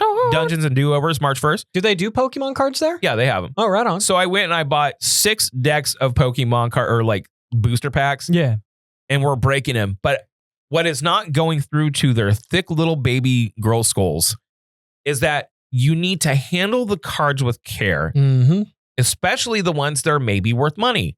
And I'm like getting sleeves, and I'm explaining to him, like, "Baby, don't be rough with the card. Give it to me. I'll put it in a sleeve." Because she's like, "You have to let me have them." I'm like, "But the good ones we should put away." She's like, "No, I want them. They're the limited edition." They keep on saying limited edition. Like, they love saying it. So I'm like, okay, honey, but they just do not understand the concept of not manhandling the cards. Well, especially if they're like the holographic ones. You want to see it. I get it. Yeah. I get it. But They're those are also, I'm like, don't touch that. those are also the valuable ones. You got to chill. It made me realize that adults take the fun out of everything because for them, they just want to look at the Pokemon. Right. They're like, they're so cute. They just want to see the shiny card. Mm-hmm. But the adults like, don't touch it. Put it in a sleeve. Mm-hmm. Put it away and never look at it. Well, I get it with cards. I never got it with action figures. If you're buying action figures, you're playing with action figures. I used to have like the Barbies in the box that you like, couldn't play with. Yeah. But all those assholes are rolling to the bank, man. Things are like, dude, they sell unopened Pokemon decks from like 20 years ago for so much fucking money. Let me ask you two questions. One, is there a card you're wanting? Like maybe it's not the most valuable, but is there like a card of a Pokemon you want? Like of any Pokemon? Of any Pokemon. Like your favorite Pokemon, if you found a card of it, you would keep it just for your sake. It doesn't have to be worth a lot, but it's valuable to you. There's like an Umbreon card that I think is pretty cool. But I honestly, I just want like a full alt art, like $200 value card that I can just put away. I just want like one. Yeah. And just like put it in my safe, never look at it, and just let it sit there. You know what I mean? I get you. I think, okay, part 2. If you could have one Pokemon just as a pet or just like a companion, which one you picking? Bulbasaur. You want a Bulbasaur? Bulbasaur is cute as hell. I think a Blastoise. Big boy boy Blastoise? Yeah, because he has like the cannons, and I'll be like, shoot that motherfucker. Be like, Blastoise. Sup, dog? It's like, yeah. Period. Yeah, he feels like he feels like a homie for sure. Right. For sure. See, at first I was thinking Snorlax, but it'd be like, I couldn't afford his diet. Right, no. I couldn't afford it. You could maybe go Eevee. Eevee's probably pretty cute. safe, but it feels like pretty basic bitch. Yeah. Like, Pardon my language. Eevee? I think that's the first time I've cussed. I think it is. Man, I'm sorry. I had a good run. Bleep that out, Orc. Don't bleep it out, or keep it in. I think like, dude, Squirtle would be kind of cool because you're getting the fun of Blastoise, but also the size is better. Yeah. You just kind of chill with them, a little homie. I think an Eevee would be cool. Eevee would be cool. Could do Charmander. But let's be real. If you had like a Pokemon, or I'm sorry, a Pikachu that listened to what you said, and you're like, zap that bitch. Or like a Charmander. Couldn't do Charmander because his tail's on fire. The whole house would go in flames. What's the big one? The big Charizard? Yeah. Like get like a Charizard and like can fly around and shit on a Charizard. That'd be pretty sick. One of those birds, like the owl ones. No, like one of the like special ones, like Arcatu or something. You know, the ice bird. There's like ice bird, Zapdos, Pokemon, Arcanos, ice bird, Articuno. No, that'd be cool. That'd be cool. No, all this Pokemon, all this Pakistan talk aside, all the Pokemon talk aside, we're gonna have to finish up the pod. We're gonna take a quick break, do TV on the internet and our daily dose, and get the out of here. Sound good? Sounds good. All right, that's coming up next. Now, just to keep in mind, we did a little generic break right now, and that's because we have a brand new sponsor that's going to be coming on starting next week that I'm really, really, really excited about. Oh, yeah. Big shout outs to them. Here's a little teaser. Wow, you're so flexible. I know. I'm not wearing mine. Are you wearing yours? Elliot got some bitchin' boots. He got some cute fancy boots. He got some fancy boots. You're a fancy man. I got so humbled. Yeah, no, you did. I got so humbled. But we'll start talking about them next week. And if you are interested in doing any advertisement with us, Colleen is the one to get in touch with. Colleen, come in. Come here. Get in. Get in here. Get it, Colleen. Colleen. Come on. Hell, it's Orc. Yeah. Get the hell on in here. Did you guys call? She taking a grumper? Is she going poo poo? Oh God. Where's Colleen? The grumper. Is she really not coming? Hey guys, do you want to sponsor the podcast? But you know what you shouldn't do? You shouldn't reach out to Drew because he's the absolute worst and he sucks. So instead, reach out to me at Colleen on the Move on Instagram, or you can also find me at thedoverpodcast@gmail.com. Anyways, I'm going to get back to golfing here at the Fairway Lounge. Hope to hear from you soon. Bye. All right. So we'll get to that, but new sponsor coming up. Very, very excited about that. And thank you to everyone who does advertise with us. We appreciate you more than you'll ever know. We love you. And it's time, Elliot. It's time for Dale and From scamming hoes to influencer pros. I'm so talented. These people, these people start to be the worst. Daily Dose now. Little whammy action. Yeah, a little whammy bar. We got a couple real quick here. Bonnie Blue, who broke the record for sleeping with as many men as possible within 24-hour period, more than 1,000. Apparently is pregnant. Oh my Lord. Which I immediately said this. It would be incredible, and I mean incredible, if it's twins, but two different fathers. They're like fraternal twins. Two different daddies. Two different daddies. Two different sets of fathers. One pregnancy. I really hope that's I knew someone that had that. She had two different uteruses and got pregnant at the same time. What? Was Yeah. it the same dad? Same dad. But she got pregnant slightly different times, so one baby was born before the other one. That seems like a really high risk pregnancy. That sounds crazy. I know. I didn't even know that was possible. I didn't know it was possible either. I think the ideas of twins, like especially my wife's a twin. She's a fraternal twin. I think the ideas of twins is like crazy, right? Like having one person that's a genetic copy of the other one that's split. Like that's wild. If you think twins are crazy, just wait till you hear about triplets. Yeah. Oh, yeah. And like quadruplets. Oh, just so crazy. Yeah. My thing is, imagine being the product of that. How, well, my next question is going to be, how tough do you think those kids are going to have it? Oh, dude. Because I mean, come on. There's that story your about mom's going to be known. Well, and I'm thinking she wasn't making them put condoms on. You're having sex with 1,000 men. Okay, hold on. Let's step back. There's a lot of things to unpack here. One, okay. If you're a high school kid and you have a hot mom, you're done anyways. If you're like the guy with the hot mom, you're no, because you are. But just imagine if that said hot mom has an OnlyFans. I'm gonna get to it. I take the girls to school here and there now because we were always at the radio station, so I couldn't do it. So I've been taking the girls to school here and there, not all the time.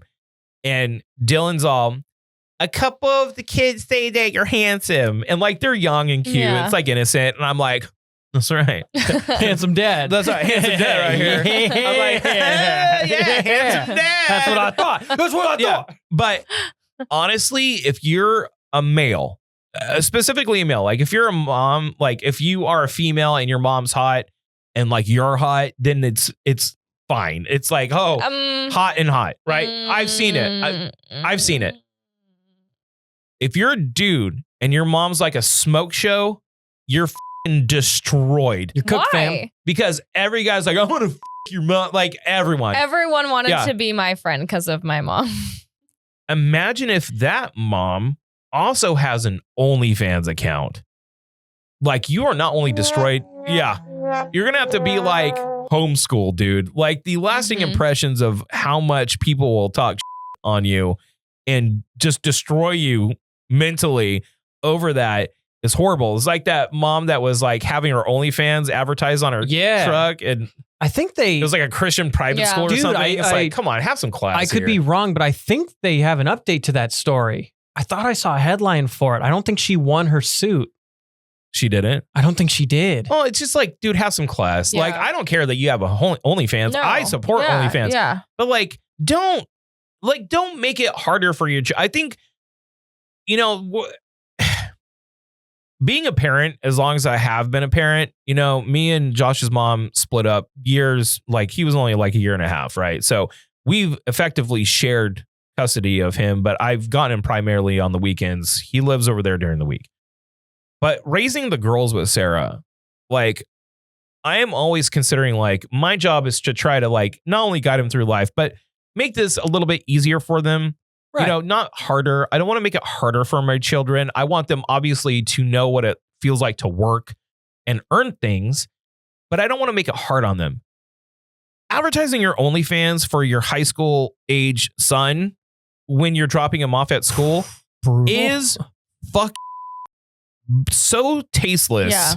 And so like you're making it harder on him doing that. Like, don't do that. But I am interested to see how this is all going to play out. Now, here's another thing. CoffeeZilla at it again, dog. I mean, he's always on it.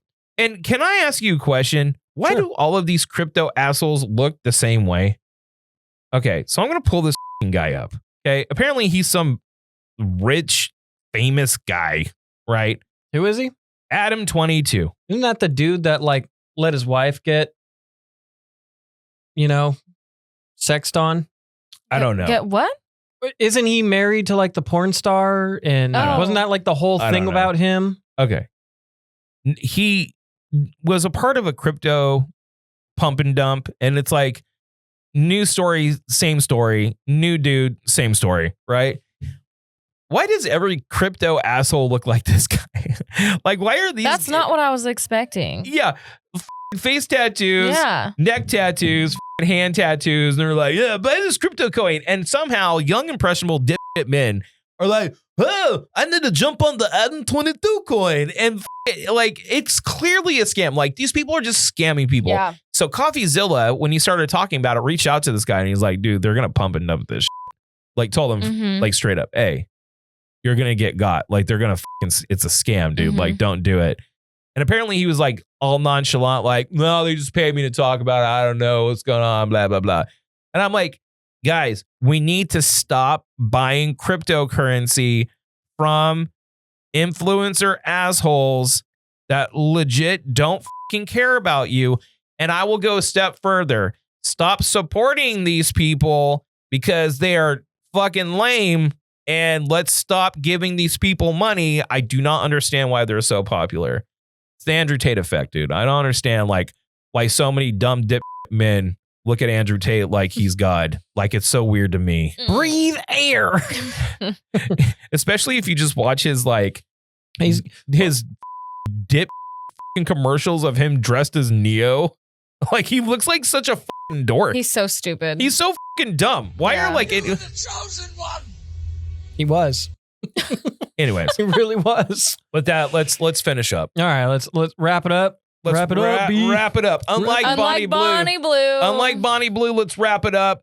Let's get episode 8 of the Do Over podcast said and done. We end with TV on the internet. Yes. Let's talk about the stuff we're watching. I just really quickly want to go over mine because I've already waxed poetic all about it, but I watched Dune 2 again to try to understand why. Still don't have the answer as to why. Dune 2 is probably the best movie made in the last decade. The films together is one of the best 2-part movies ever made, ever. And I'm just really confused that they got so at the Oscars. It was not deserved.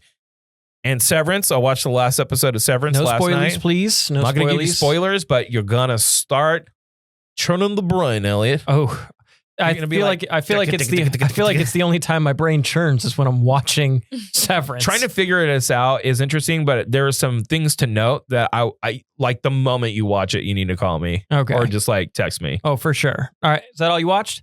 That's all I watched. Okay, I watched a lot of stuff going on in TV, streaming, internet. Invincible. We're past halfway through season 3. Heard season 3 is better than season 2. For sure. I never thought season 2. I have noticed, though, that people will complain about anything, and I'm getting really sick of Invincible fans. That's just the internet. It's just, it's a fine episode. It's not maybe as good as 4 or 3 or 2, but it's a good episode. People just complain about everything. Speaking of complaining, Sopranos. Oh, God, here we go. I finished. He finished it. I was waiting for this. I finished Sopranos. Yeah. Arguably one of the best television shows I've ever watched. And for it to end the way it did is devastating. Okay, spoilers for Sopranos, which is a 20-year-old show, so I'm going to do it anyways. The very end is left open to interpretation. It just goes to black. It just goes black. It's a famous ending. Yes. People that haven't watched Sopranos know that. at least. I will tell Elliot, or I'll tell you the same thing I told Elliot, and I firmly believe this. If you're making movies or a TV show and you have no courage to end it, like to actually tell the end of the story, not, well, it could mean a lot of things, because a lot of directors and writers do this. Who knows what happened? Well, because they want you to keep talking about it, thinking about it, Finish whatever. your fucking story. Even Lost, which was the biggest mess of gobbledygook at the end, at least tried to sum up what the fuck happened at the end and not leave it into an obscurity. My problem. Tell the end of your fucking story. My problem with The Sopranos is this. You have 5 incredible seasons. Season 6, the final season, is the longest. It almost doubles the episode count with 21 episodes. You know it's going to be your final season, right?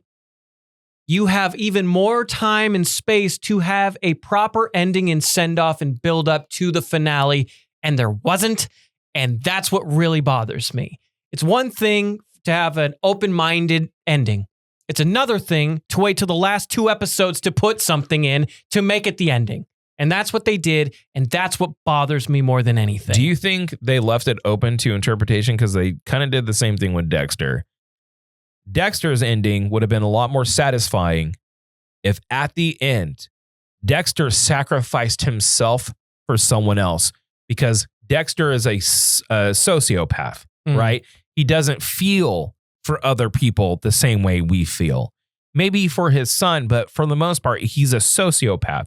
So if he sacrifices himself for a friend or a family member, he has now officially became a human being. They didn't do that. They let his sister die, and he ran away because they didn't want to let go of the character, because they don't want to let go of that Dexter money. Do you think they did the same thing with Sopranos? Like, leave it open to interpretation, because in case 10 years down the road, we want to do a follow-up to what's happening in The Sopranos. Well, I mean, you can't really now, anymore. but you get what I'm saying? Yeah, but also, I guess... That was way before James Gandolfini died. No, I know, but I mean, you couldn't now. But I mean, also, I guess you kind of could, because the actor of Little Anthony and Meadow, they podcast together. Oh, do they? Yeah. Yeah. They're still great friends. And I guess if you wanted to, you could start it with them. Well, and James Gandolfini's son looks and sounds just like him. But no, I just... And plus, the way it ended, too many things happened. I don't think you could. I think you'd have to go with a new family, or you'd have to start with like the kids or grandkids, I guess. But I hated how it ended, and it's such a bummer. But I want to talk about what made me really happy. What?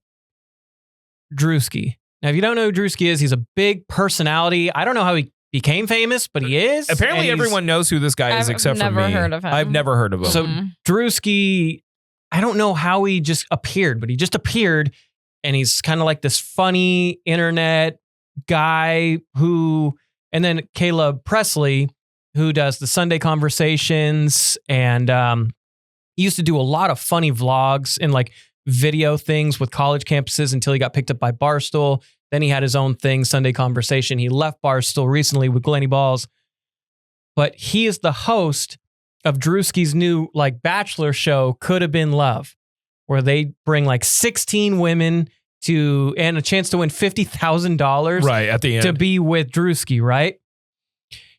It's awesome. It is the most. I tried watching it. I was like, I don't. So if you watch Flavor, if you watch Flavor of Love, if you watched like Shot of Love with Tila Tequila, it's that, but even more ratchet. I gotta give it another chance. I watched like the first 15 minutes. I'm like, there go my man, there go my man, there go my man. I know. I got it. It's so ridiculous. No. I used to love Flavor of Love and like Tila Tequila, like all that. Shit I would watch. I'd be like, yeah, this is some good ratchet bull. This is so ratchet. It just seems. Some of the shots were just a little bit longer than they needed to be in order to like fill out the episode. I'm just like, well, and I like that for how ratchet is. They're also very like self-aware. Yeah, I feel. So episode 2 dropped last night, and I started a little bit of it. I was like, this is almost a little too ratchet for me to really dive into at midnight. Right. Yeah. But yeah, check out Could Have Been Love. That stuff is prime ratchet love. Especially after Love is Blind being so boring this season. It is boring right Total now. snooze fest right now. What'd you watch?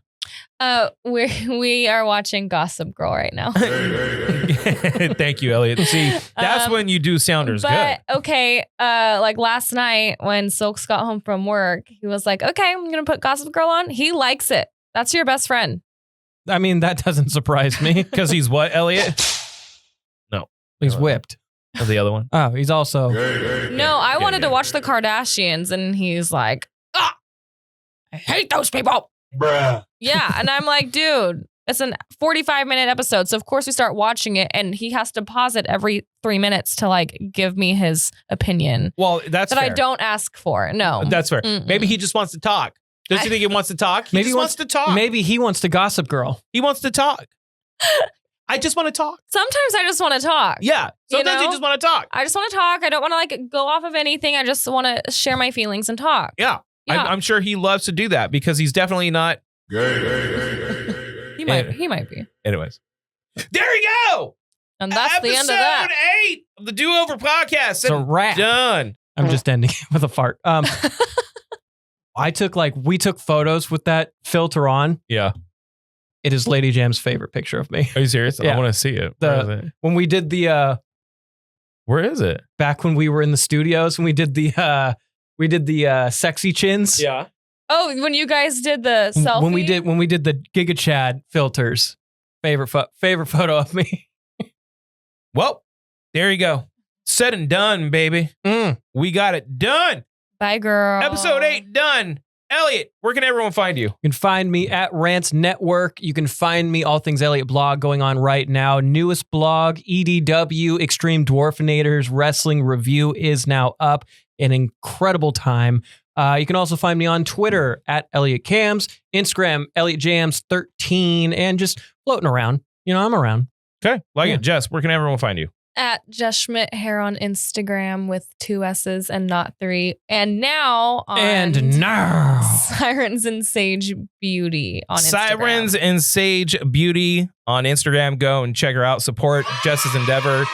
Yay! You can find me right here at the Do-Over 559 pretty much ever. The Dover. Also follow us, sub on on YouTube. Elliot, shut the fuck up. I'm done. I'm Daddy. Go ahead and sub. It's free to do so. Check out our Patreon. All of our links down below. Elliot, how many episodes of the Do-Over Podcast not being on terrestrial radio? We are at officially 9. 9 full episodes of the Do-Over Podcast. Said and done. Until next week, gotta go. Love you. Bye. Booty rocking everywhere. Booty, booty, booty, booty rocking everywhere. Booty, booty, booty, booty rocking everywhere. Rocking everywhere. Rocking everywhere. I found you, Miss New Booty.